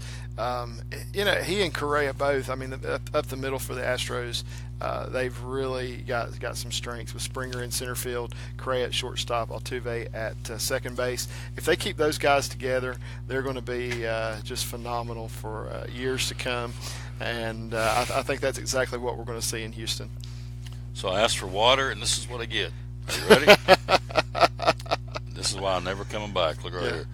V8, low sodium, and then he brings over, I'm asking for some water, and this is what I get from the Gator Man. I get Hannah's pickled eggs. There we go. Hannah's. Oh, it will. I'm going to hydrate you in about 35 minutes. Right here. There's my hydration. We'll jack him up. Anyway, we're here. Only Carlos Beltran, Barry Bonds, and Nelson Cruz have hit more home runs in the postseason than Jose Altuve. 7 home runs in the playoffs. Yeah. Incredible. Yeah. So, but he's not been the only one. I mean, they've had clutch hitting up and down the lineup, and so have the Dodgers. I mean, these guys, if you want to watch one, as Greg said, go back and watch Game 5 in its entirety, or just catch the condensed version, because it's one, the old saying says, one for the ages. It's classic baseball. The seesaw back and forth, and excuse me, look at this kid Brandon Morrow came in to pitch bottom of the 7th. So he throws 6 pitches, solo home run, a single, called strike on Altuve a double, a ball to Correa, and Correa hits a 2-run homer. So the guy throws 6 pitches, they pull him and hook him. They went from trailing 8-7. The Dodgers were leading 8-7, and then they end up trailing 11-8. And 6 pitches. So that's how fast this thing's going back and forth. Kershaw did not have his good stuff, so he was okay, but it wasn't a typical Clayton Kershaw outing, and it showed. They got to him. Yeah, and let's talk about Brandon Morrow for just a minute. He normally would have not been available to pitch. That was his 3rd game in a row. Gassed. Yeah. Oh yeah. He had nothing. It showed. The only thing he had was the grit to say, yeah, I'll go out there and throw 3 games in a row. That's it. 3 nights in a row. He's come out of the bullpen, and he's given it everything he's got. He gave it all he had, but he just didn't have anything left. So, you feel for the guy, because there he is on the biggest stage of his career, and he gave up some major shots, but like I said, he had really given it all he had even before that, and probably shouldn't have even been available that night to pitch. But you talked about Game 7. If the Dodgers do figure out a way to beat Verlander tonight, then it's anything goes tomorrow night. I mean, you can see Kershaw out of the bullpen. You can see anything happen. And it will, because there is no tomorrow. That's right. The Astros on Sunday night became the 2nd team ever to come back from multiple, not one, but multiple 3-run deficits in a World Series game. The Phillies did it back in '93.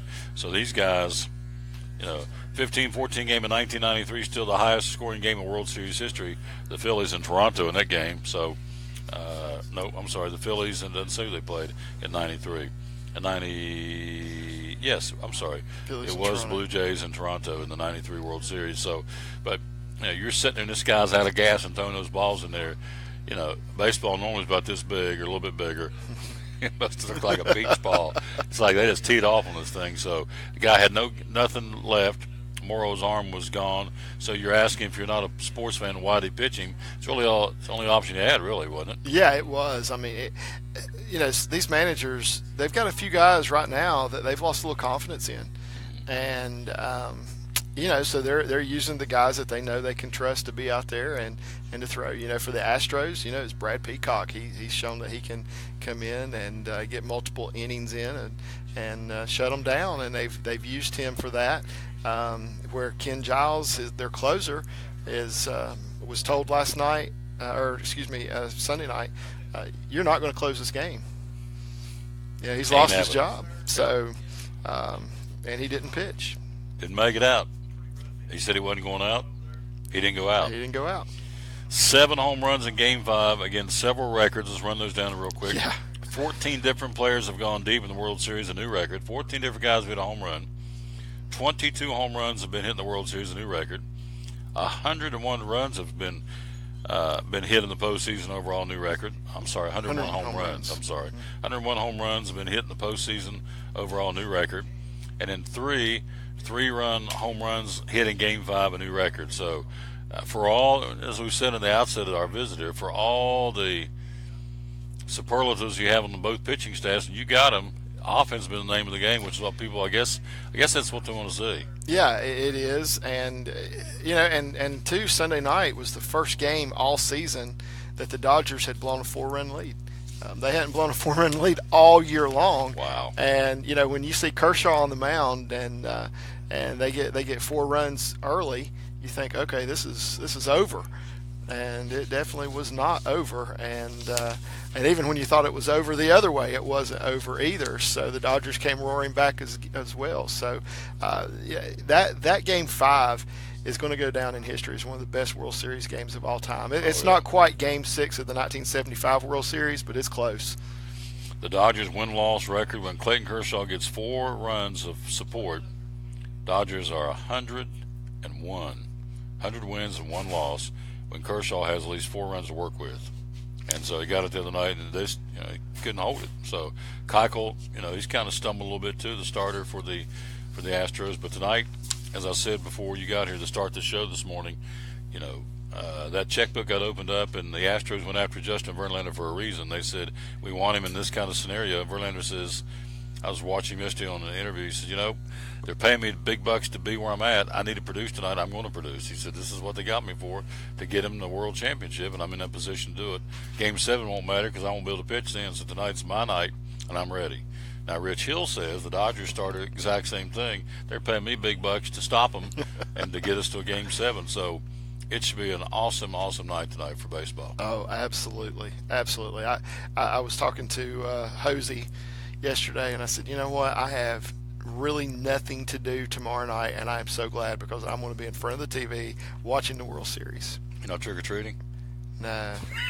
I may have to go to the door a few times, but other than that, yeah, we're dialed in, baby. Yeah, laying on the couch or in the recliner watching Game 6 of the World Series tonight. Justin Verlander for the Dodgers, and again, as we said, for the Astros, and Rich Hill for the Dodgers.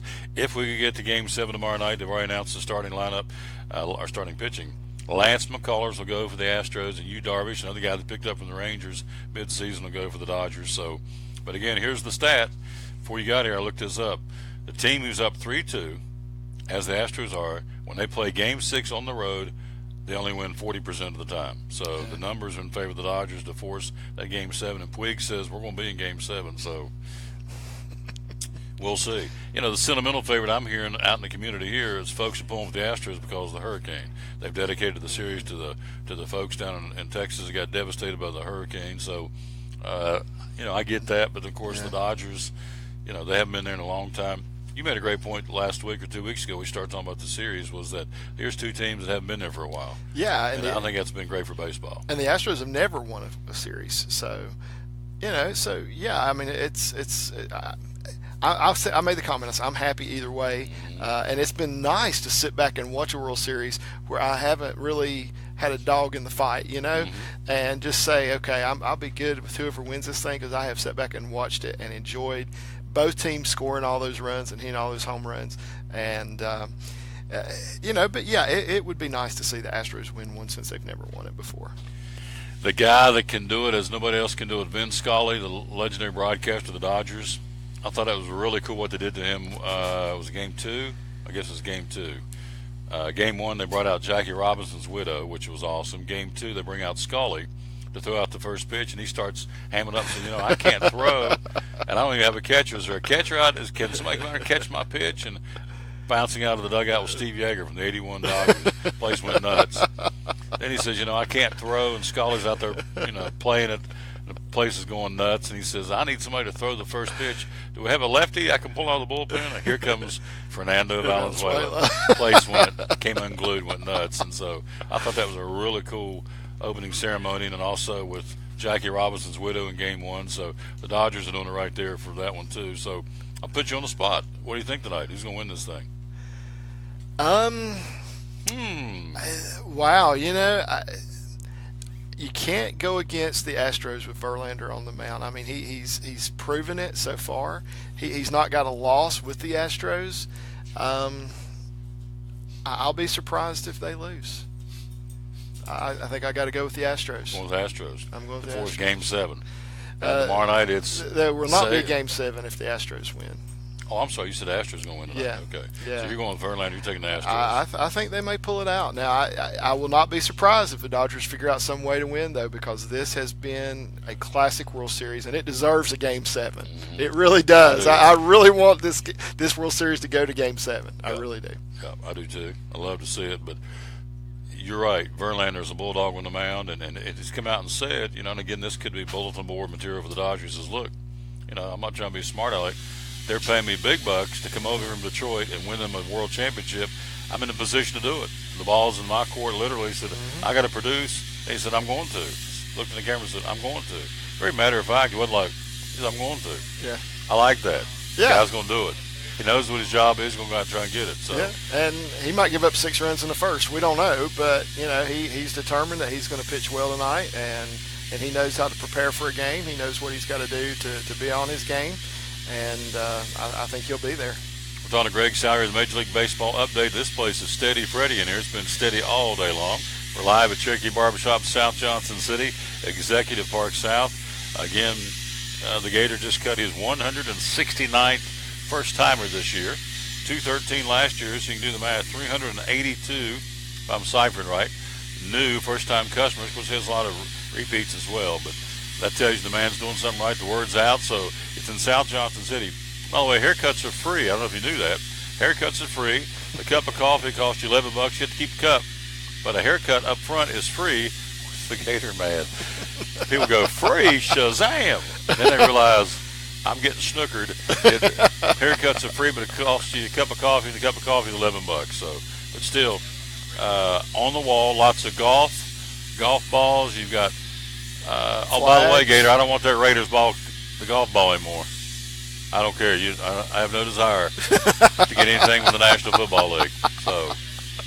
So he said, I'll give you that Raiders golf ball. I said, no, not now, you won't. No, I'm done with the NFL. So yeah, you can keep them as far as I'm concerned too. I do like that Topps one up there though. That's pretty cool. Which one? The Topps baseball card one up there. Oh yeah. I see beside the Food City one. That is cool. Yeah, I've not seen one of those before. How many golf balls you have up here, big dog?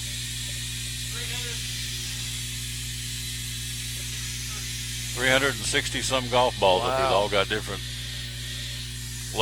slogans or logos on them, I guess. So neat stuff. Now, managerial changes. Who? 64. He got a new one.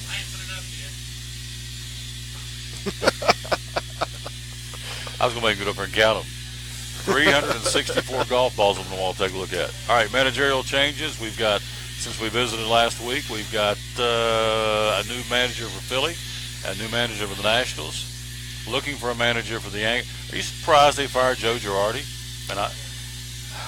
Well, I don't know if you can ever be surprised when the Yankees fire a manager. How many times did Billy Martin get fired? Well, that's true. Like 5 times. But I thought the guy did a pretty good job. Oh, I did too. I really did. I mean, if it had been my call, no, I wouldn't have fired him.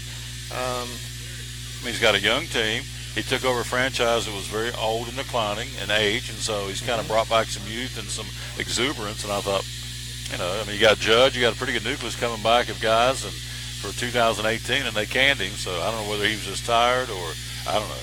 It wasn't like he lost the first round of the playoffs either. I mean, he went to the championship series. He beat a good Indians team to get there. Absolutely. So anyway, Joe Girardi's gone. They're still looking for a manager in New York, and so Tell me about the Phillies' new guy, Gabe Kapler. Well, Gabe Kapler, I think, is an interesting move for the Phillies. Love this guy. You know, he had a good, solid major league career. He was born in Hollywood, California, which is kind of interesting. But one of the things about Gabe Kapler was, I think he played 12 years in the major leagues, but one of the things he did was in 2007, I believe it is, he went to manage in the minor leagues. He retired as a player and managed for one season. He managed the Single A Greenville Drive, which is a Red Sox affiliate. And after that one season, decided to come back and played 3 more seasons in the major leagues with the Brewers and the Rays, which I thought was interesting because he was still a young guy, you know, out there managing, and still had it, obviously, and said, I want to go back and play a little more. He did. He's been in the Dodgers front office as director of player development, which, you know, an interesting position to have and everything. So he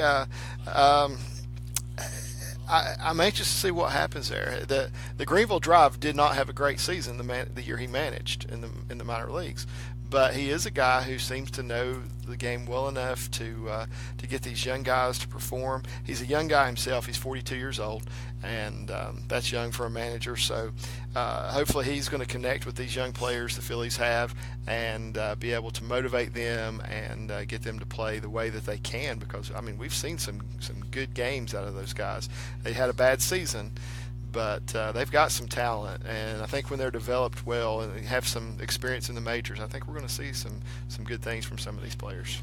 Donna Greg Salyer, we're live again here at Cherokee Barbershop. Coming up at the bottom of the hour, we're going to check in with Rob Cole by phone from Bays Mountain Park, see what's going on at one of those treasures here in the Tri-Cities. $5 a carload. You can load up and go to Bays Mountain Park, see the wolves and the deer and the bobcats and all the cool stuff up there, and the planetarium.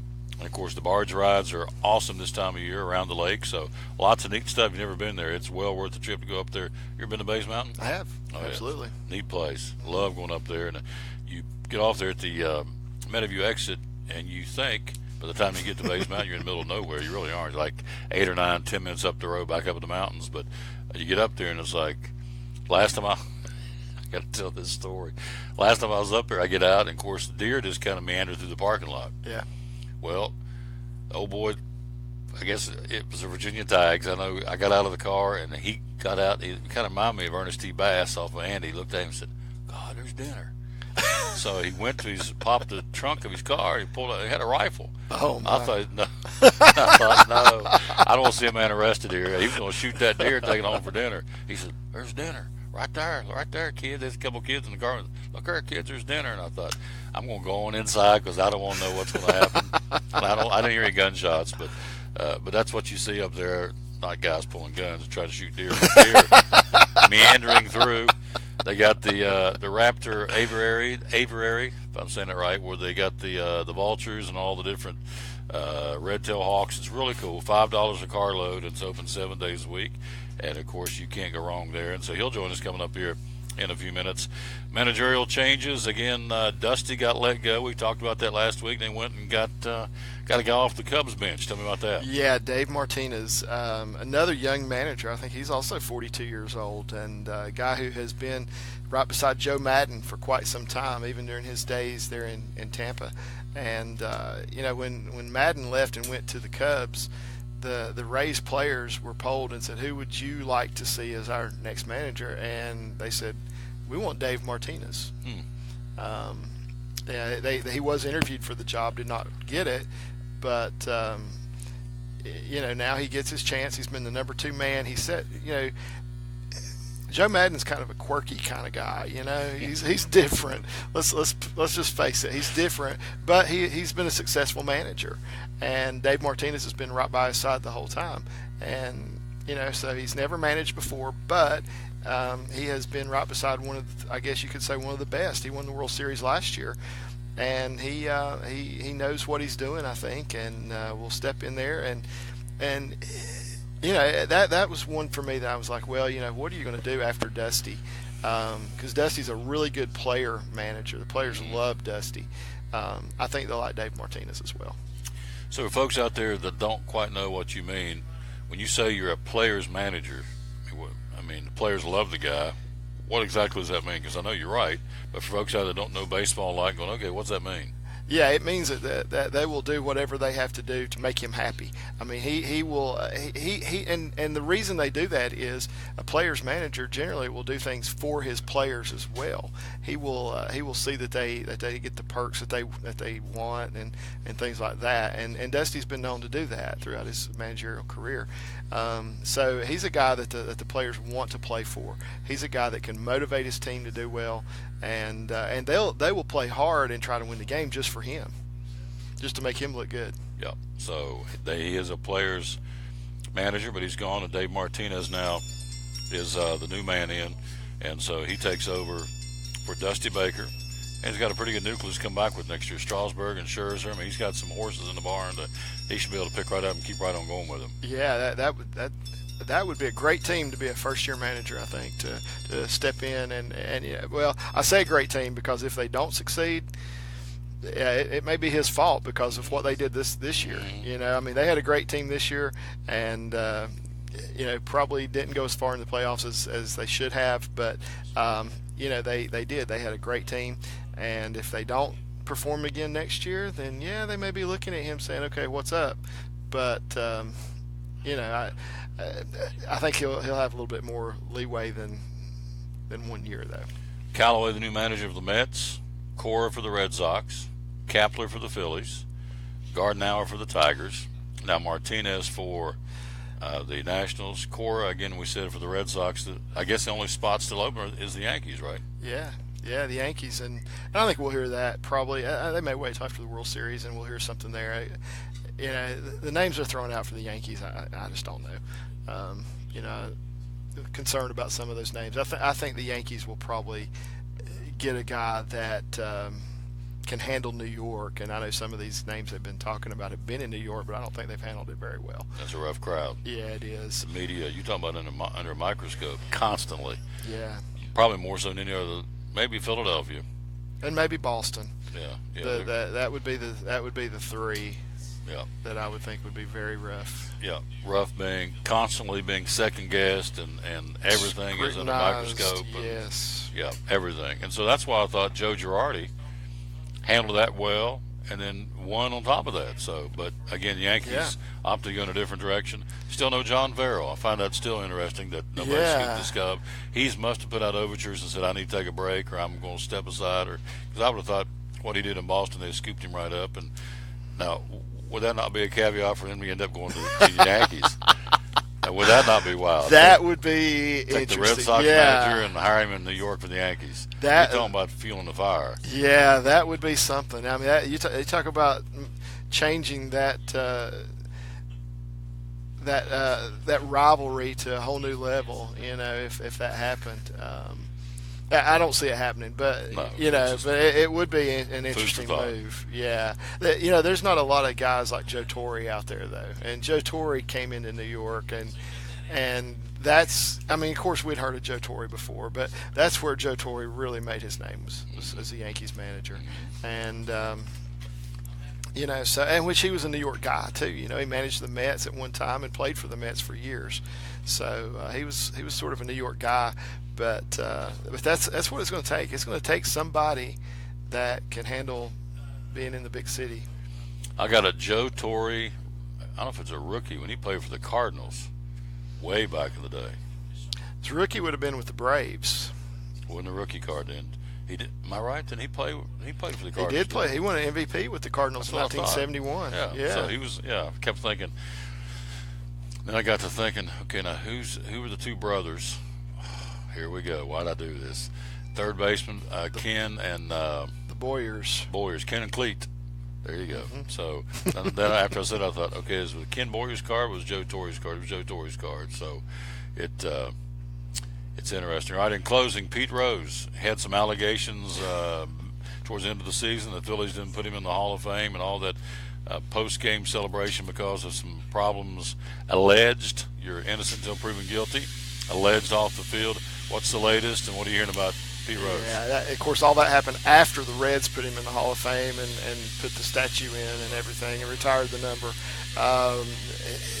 The Phillies, I think they're happy that it happened the way it did and the timing worked out the way it did. Cincinnati, he's Cincinnati boy, so they're happy that they could honor him.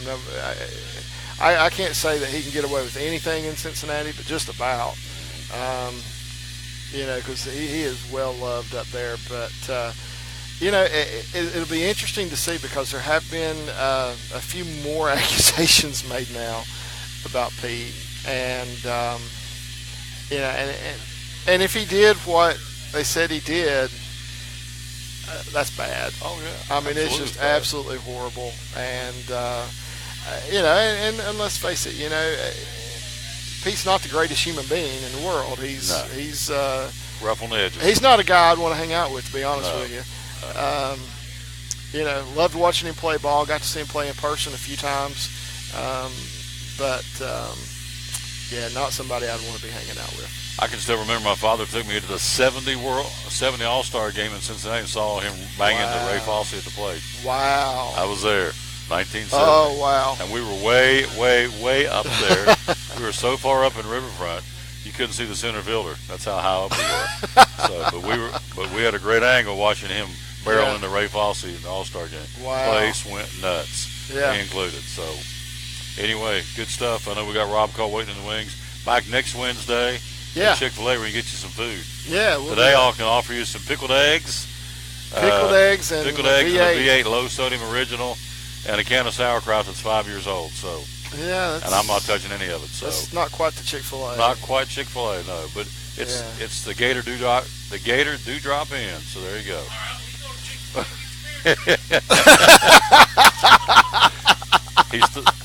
Let me present to you instead of Chick-fil-A a half-wrapped sucker. Half-wrapped sucker, and looks like he licked and put it back in there. Strawberry milkshake flavor, though. Here's a big green gummy, Lifesaver gummy. And I've never had a strawberry milkshake flavored Dum Dum before. I've never even heard of them before, so let me know how it goes for you. And these are kind of molded together, these M&Ms, so I'm going to go ahead and knock them loose. So they're kind of stuck together, so we'll let you have those thank you. Oh, yeah, give me some taters. Thank you. This guy's awesome. See you next week. Yes, sir, I'll be there. Quick break. He's got a sucker half wrap, molded M&Ms, and a gummy that came over, I don't know, about 1932 from London. So quick break. We'll be right back. I tell you what, he spares no expense down here. And then if he really wants it, I'll let Greg take this V8. Nothing wrong with V8 except that's not quite a bottle of water. Or Gator says he drinks some of the pickled egg juice just every now and then. So the guy's nuts. I'll take a break. We'll be right back on the Tom Dover Sports Show. At FCA, we're touching millions one heart at a time. Since 1954, the Fellowship of Christian Athletes has been putting the heart and soul in sports by challenging athletes and coaches to impact the world for Jesus Christ. As the largest sports ministry in the world, FCA now reaches over 2 million people annually on the professional, college, high school, junior high, and youth levels. Through this shared passion for athletics and faith, lives are changed, one heart at a time. Learn more at fca.org. American Import and Auto Repair in Johnson City takes care of both male and female customers, but owner Kim Smith says they have a special care and concern for ladies. Being a female in what's considered a man's business, I understand the trepidation that women may have when they come to the shop. They feel like they don't know about cars, they might be intimidated, but that's not the way we do business. Everybody's treated the same. We take the time to explain anything that they have questions about, the repair, the process, the part. We want to make sure people are comfortable with what we're going to do to their vehicle and that they understand. We do cater to women in a sense. We have a real nice waiting room with nice Keurig coffee and flavored creamers, air-conditioned, cushioned seats, TV, everything a girl could want while she waits for her car to be fixed. American Import and Auto Repair in Johnson City, open 6 days a week. Call today at 913-3111. It's Friday night at 7 o'clock. You've been involved in a car accident. You may be out of state on vacation or just a few miles from home. What do you do? Who do you call? At Farmers Insurance Group, one call is all you have to make. Hello, this is Jim Klein, an agent with Farmers Insurance. It's called One and Done. You don't have to wait till Monday morning to file a claim. You can make the initial call and we'll begin right away to help you. We assist you in moving the vehicle to a certified repair shop, getting you set up with rental car, and informing your agent. Then here at the staff at Jim Klein Farmers Insurance, we follow the claim through to the end. It's that easy. One and Done. We're your one and done location for all your insurance needs. Auto, home, life, commercial, workers' comp, and bonds. We can help you with all your insurance needs. Give me a call today, Jim Klein Farmers Insurance at 247-5400. Your one and done location in Kingsport, 247-5400. Now available Chick-fil-A, the crossings in North Johnson City. The Hash Brown Scramble, the first breakfast bowl with Chick-fil-A. The Hash Brown Scramble, a hearty breakfast option made with Chick-fil-A's signature Todd-style hash browns, scrambled eggs, a Monterey Jack and cheddar cheese blend, and a choice of sliced Chick-fil-A nuggets or sausage. Served with jalapeno salsa, the scramble can be enjoyed in a bowl or as a burrito. The Hash Brown Scramble Bowl, 30 grams of protein when made with nuggets. The bowl and burrito start at $3.49. Served until 10:30 every morning, Monday through Saturday. The Hash Brown Scramble or burrito, again at Chick-fil-A, the crossings in North Johnson City.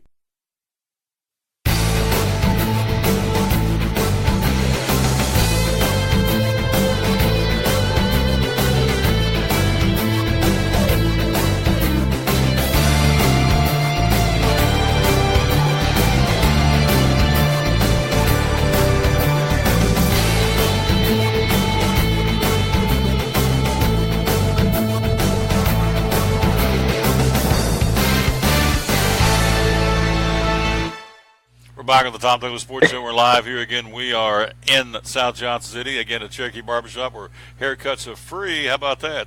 It'll cost you a cup of coffee. Haircuts are free, but cost you a cup of coffee. A cup of coffee is $11, so there you go. So the Gator Man's, you get to keep the cup too. The Gator Man's been snipping left and right. He's got two more waiting. He got a guy in the seat. What's your first name, sir?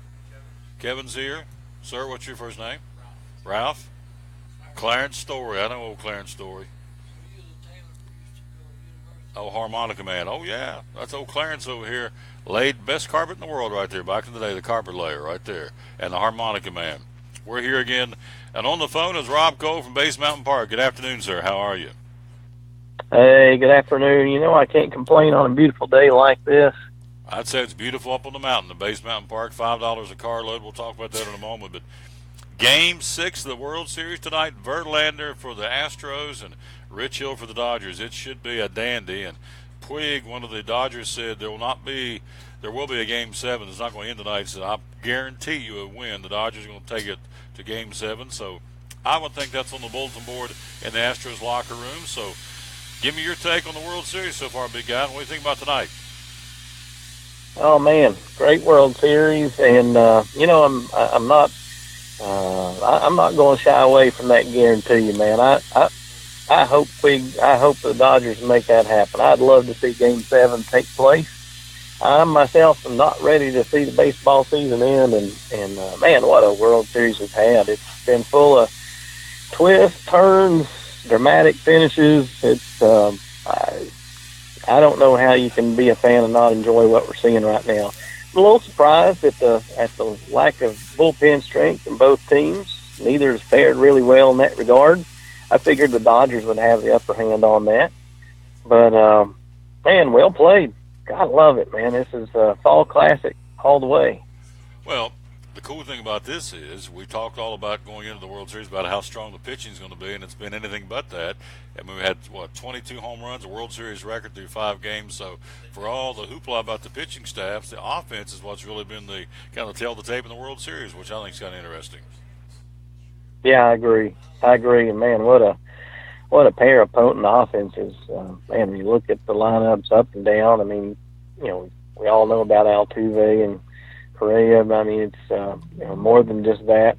Obviously on the Houston lineup, and then of course you've got Puig coming up big here in the postseason, Bellinger, and who would have guessed, as hot as he was, that Kershaw would get rocked the way he did the other night. And, of course, I think we're liable to see possibly the same tonight with Verlander. I don't get the sense the Dodgers are going to come out passive and sitting back. I think they're going to look for their pitch and rip. I don't know. It just I'm enjoying it. Being obviously a non-biased fan of either team, it makes it a lot of fun. If you're just a baseball purist, I know you'd probably say, well, you'd like a better series full of pitching, that kind of thing. But I love it. I love what we're seeing, and I hope that guarantee comes to life. I'd love to see it fulfilled and see a Game 7. Bring it on. Absolutely, yeah. If you watch the World Series and say you don't enjoy this, then I'm sorry, you don't enjoy baseball. You've had good pitching, obviously some great innings, some great fielding, some timely hitting. So, of course, the sentimental favorite's Houston because of they're dedicating the series to the hurricane victims in Houston this year, earlier in the year. So, for all those reasons, a great series. Verlander tonight against Rich Hill. If it goes to Game 7 tomorrow night, it's Lance McCullers for Houston against Yu Darvish for the formerly the Texas Rangers for the Dodgers. So, and Puig has come out and said, as I've said throughout the show, he's guaranteed a Game 7. They'll take it to Game 7 tomorrow night at Dodger Stadium. So we'll just have to sit back and see. But it should be a great, if you don't celebrate Halloween, and I don't, so I'll be sitting home more than likely tonight watching, after we got our little get-together at the church, we're going to watch some baseball tonight, Game 6, the Astros and the Dodgers. Rob Cole, I'm looking at the quote from Butch Jones out of Knoxville. I love this. He says, quote, this is good stuff here. He says, I am disappointed but not discouraged and believe he still has the support of athletic director John Curry despite the Vols' 4-game losing streak. Trying to avoid the first 5-game losing streak since 1988. So Jones, who is 33-26 at Tennessee, making $4 million a year, the contract that runs through 2021. His buyout is more than $8 million. He says that it's okay. He's doing all right. No, he's not doing all right. He said, I'm disappointed. He said, I bleed with my football team. But he says, I'm disappointed but not discouraged. So he may be the only guy in Tennessee who's not discouraged by the direction of his football team. What do you think about all that, Rob Cole? Well, first of all, I'm on record in your previous shows about what I think about the current state of affairs at Tennessee football. That being said, I'm afraid there's a little truth in everything Butch Jones said. Obviously, him being disappointed but not discouraged, but also having the support of his AD.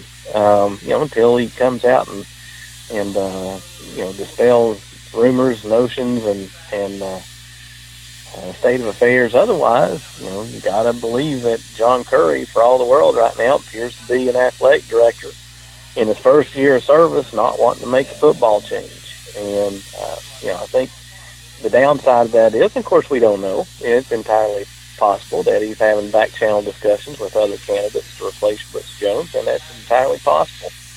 I can't read too much into his comments. I know last night he made some statements on the Big Orange call-in show. But I think at the end of the day, I don't think you can take those statements as anything but an AD who's fearing fans staying away from the game and hurting the bottom line dollar amount that the university could take in on that game, plus obviously support of the players. So we don't know. We don't know where he stands. But the scary reality is he very well could be still in Butch's corner. And, it's going to be interesting. I've read several reports where there's a Board of Trustees meeting this Thursday. Kind of makes me wonder if they're reading the same. If they wind up putting a little extra pressure on Curry, if he's not maybe already getting pressure from the powers that be to make a change. It bends my imagination that we can have a Power 5 football team with the history that Tennessee has and not win a conference game since last November and everything be hunky-dory. You're at best going to go 7-5, and I'm going to tell you right now, I guarantee you money we lose 1 or 2 more games. I don't see us beating LSU. I really don't see us really don't see us beating Vanderbilt, to be honest with you, and entirely possible that we get outscored by Missouri. One thing Missouri can do at home is light up the scoreboard. So I just don't see any way this thing ends with Butch Jones at the helm, but I'm glad he's disappointed but not discouraged, because the rest of us sure are. Well, here's the problem with this whole scenario. Again, we're talking to Rob Cole. Number one, your recruits continue to decommit to Tennessee. Your first signing date is coming up. The NCAA has instituted and implemented a new signing date in December, along with the traditional first Wednesday in February. So you can sign these guys in December, which is, Christmas countdown. I got you at 54 days, so it's inside of 54 days for the signing period. These kids are jumping off the ship left and right. Then you have the other scenario where you saw Florida go out and fire McElwain and got Randy Shannon as an interim coach.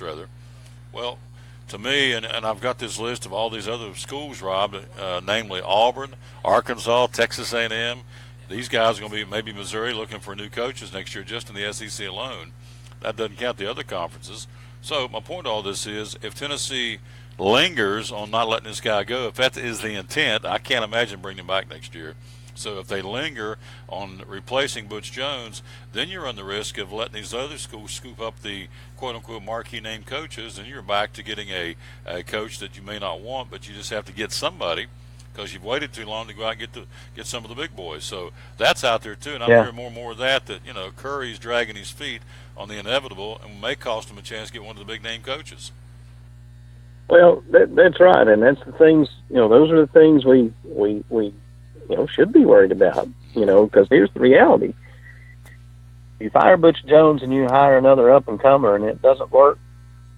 Man, you want to talk about weeping and wailing and gnashing of teeth among a fan base that's just tired of the transition, tired of the disappointment. It's a university that's made money hand over fist because its fan base is one of the most loyal.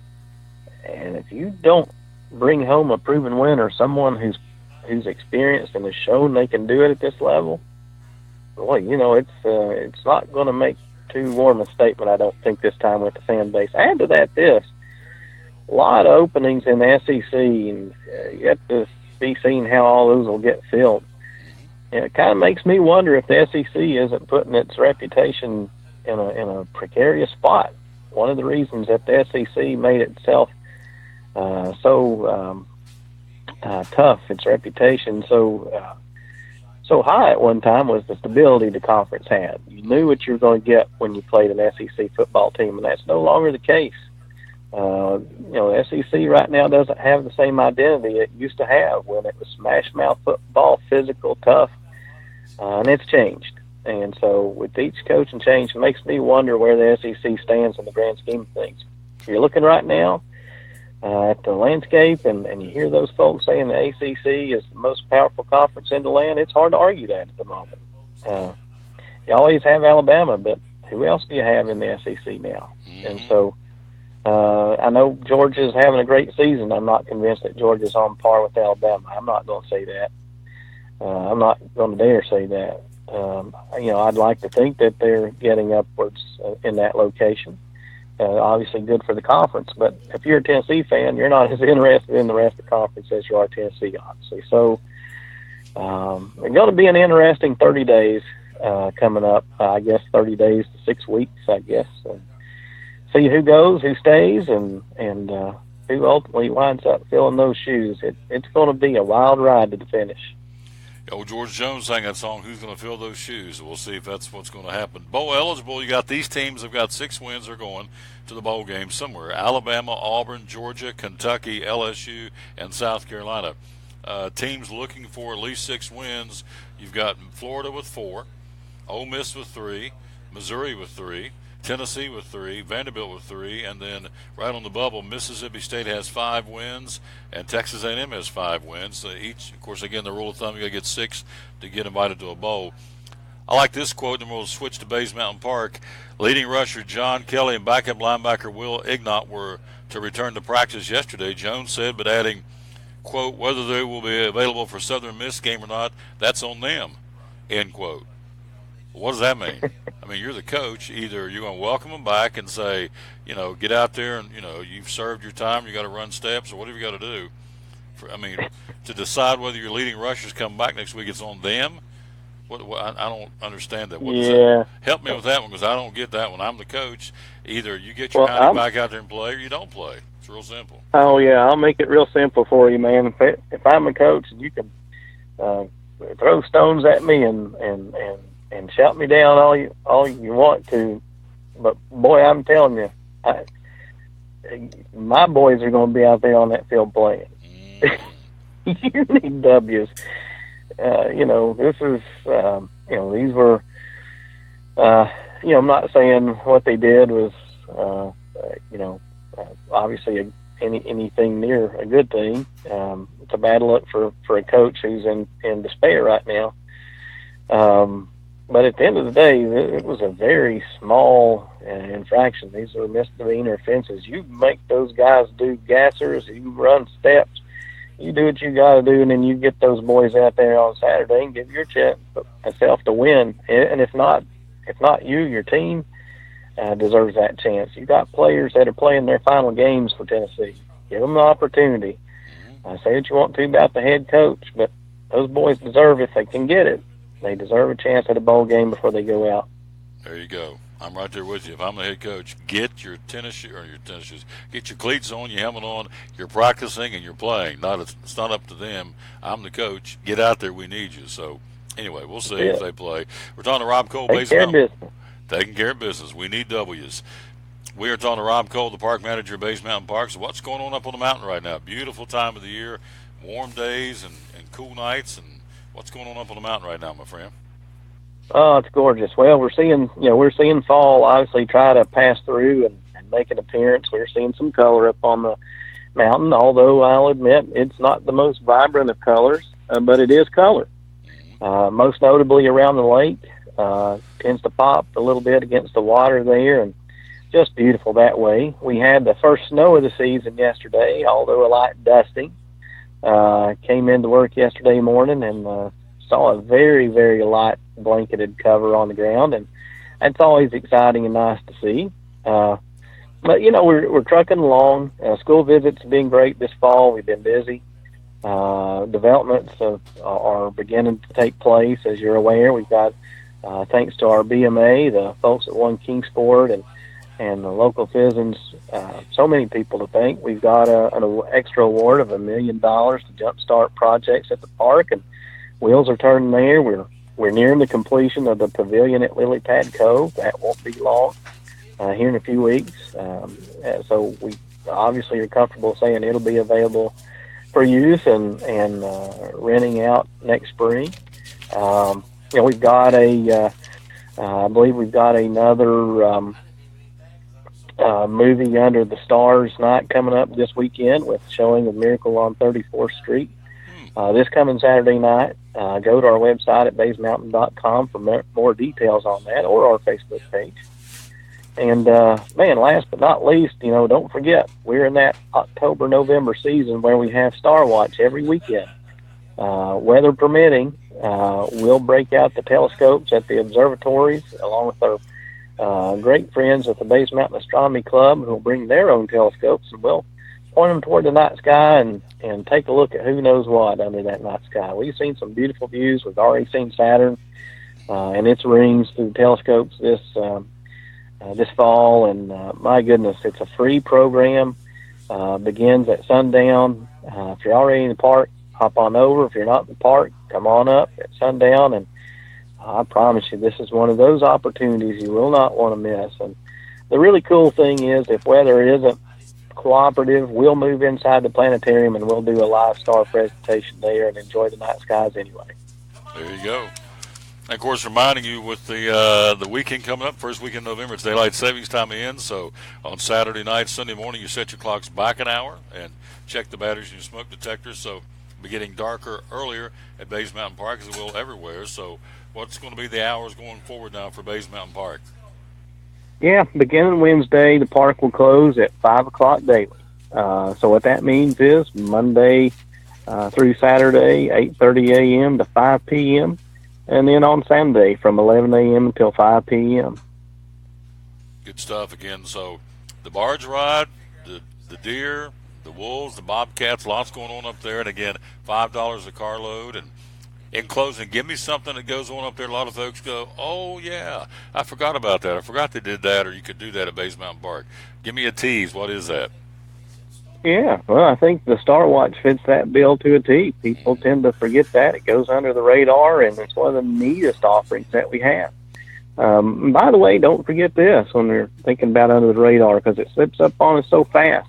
November is the last month that we offer barge rides for the season. We'll mothball the barge, so to speak, from December through February and break it back out again in March. So if you want to enjoy the barge ride, come on up, do it before the end of the month of November, and man, enjoy the afternoon, morning, whatever time it is you make your journey up to the park. Never a bad time to visit the park, in my opinion. Here you go. Great report, my friend. My buddy Rob Cole from Base Mountain Park. $5 a carload, and again, the hours will change starting tomorrow. And so you heard it, and of course, the website, basemountain.com. Great report, my friend. Go Dodgers, go Astros, go all the high school football teams this week, and go Marshall, go everybody. I guess go. We're all good. We're all having fun. Just cover everybody. Yeah, 'tis the season, isn't it? Tis the season. Tis the season. High school football, college football. We don't talk about the NFL anymore on the show, but Major League Baseball tonight, Game 6. Woo! It's going to be a dandy. Verlander against Hill, the Astros and the Dodgers, and so we'll see how that goes. Rob Cole, great report, my friend. Thank you. Keep on keeping on. I'll talk to you next week, all right? Hey, appreciate it, Big T. Appreciate all you do for us. Yes, sir. Love promoting Base Mountain Park. You have a great day now. You hear?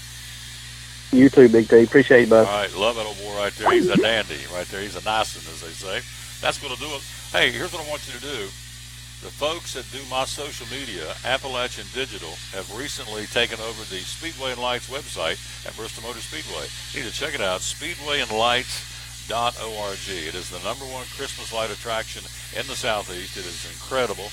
Speedwayandlights.org, and it is now the website being maintained, I guess, for lack of a better term, by Jeremiah Clark and Michael Smith from AppalachianDigital.com. Again, SpeedwayandLights.org starts next month, the #1 Christmas light attraction in the entire Southeast. And again, very proud to tell you that Appalachian Digital, that takes care of my stuff, is now taking care of the website. SpeedwayandLights.org is very nice. Also, don't forget, Max Medicine Mart. Today's the last day to save on Solgar. Everything in the store, Solgar, 20% off till 7 o'clock tonight. And they'll start a brand new supplement tomorrow. Tomorrow being Wednesday, November the 1st, 2017. So it's been a great show. I want to say thanks again to the Gator Man letting us come be here and hang out with him as he picked up number 169 of the first-time haircut today. And so thanks to the Gator Man here at Cherokee Barbershop in South Johnson City, right down from Tipton Ames Working Farm and Executive Park South. Again, you can see when the barber pulls out, the Gator Man's in. He's in Tuesday through Saturday, 5 days a week. Also, thanks to Bill Robinson, the head basketball coach for the Milligan men's basketball team. Thanks to Greg Salyer stopping by talking again Major League Baseball. And just now our buddy park manager Rob Cole from Bays Mountain Park. So thanks to all those guests. Thanks for you for giving us a listen. Like us and share us, and we'll rejoin you tomorrow at Chick-fil-A at the Crossings in North Johnson City. So for the Gator Man and all of our guests, this is Tom Taylor telling you, as always, we're out of time. We sincerely thank you for yours. Until we greet you tomorrow at 11 o'clock from Chick-fil-A at the Crossings in North Johnson City, we'll tell you, as always, win or lose, be a good sport.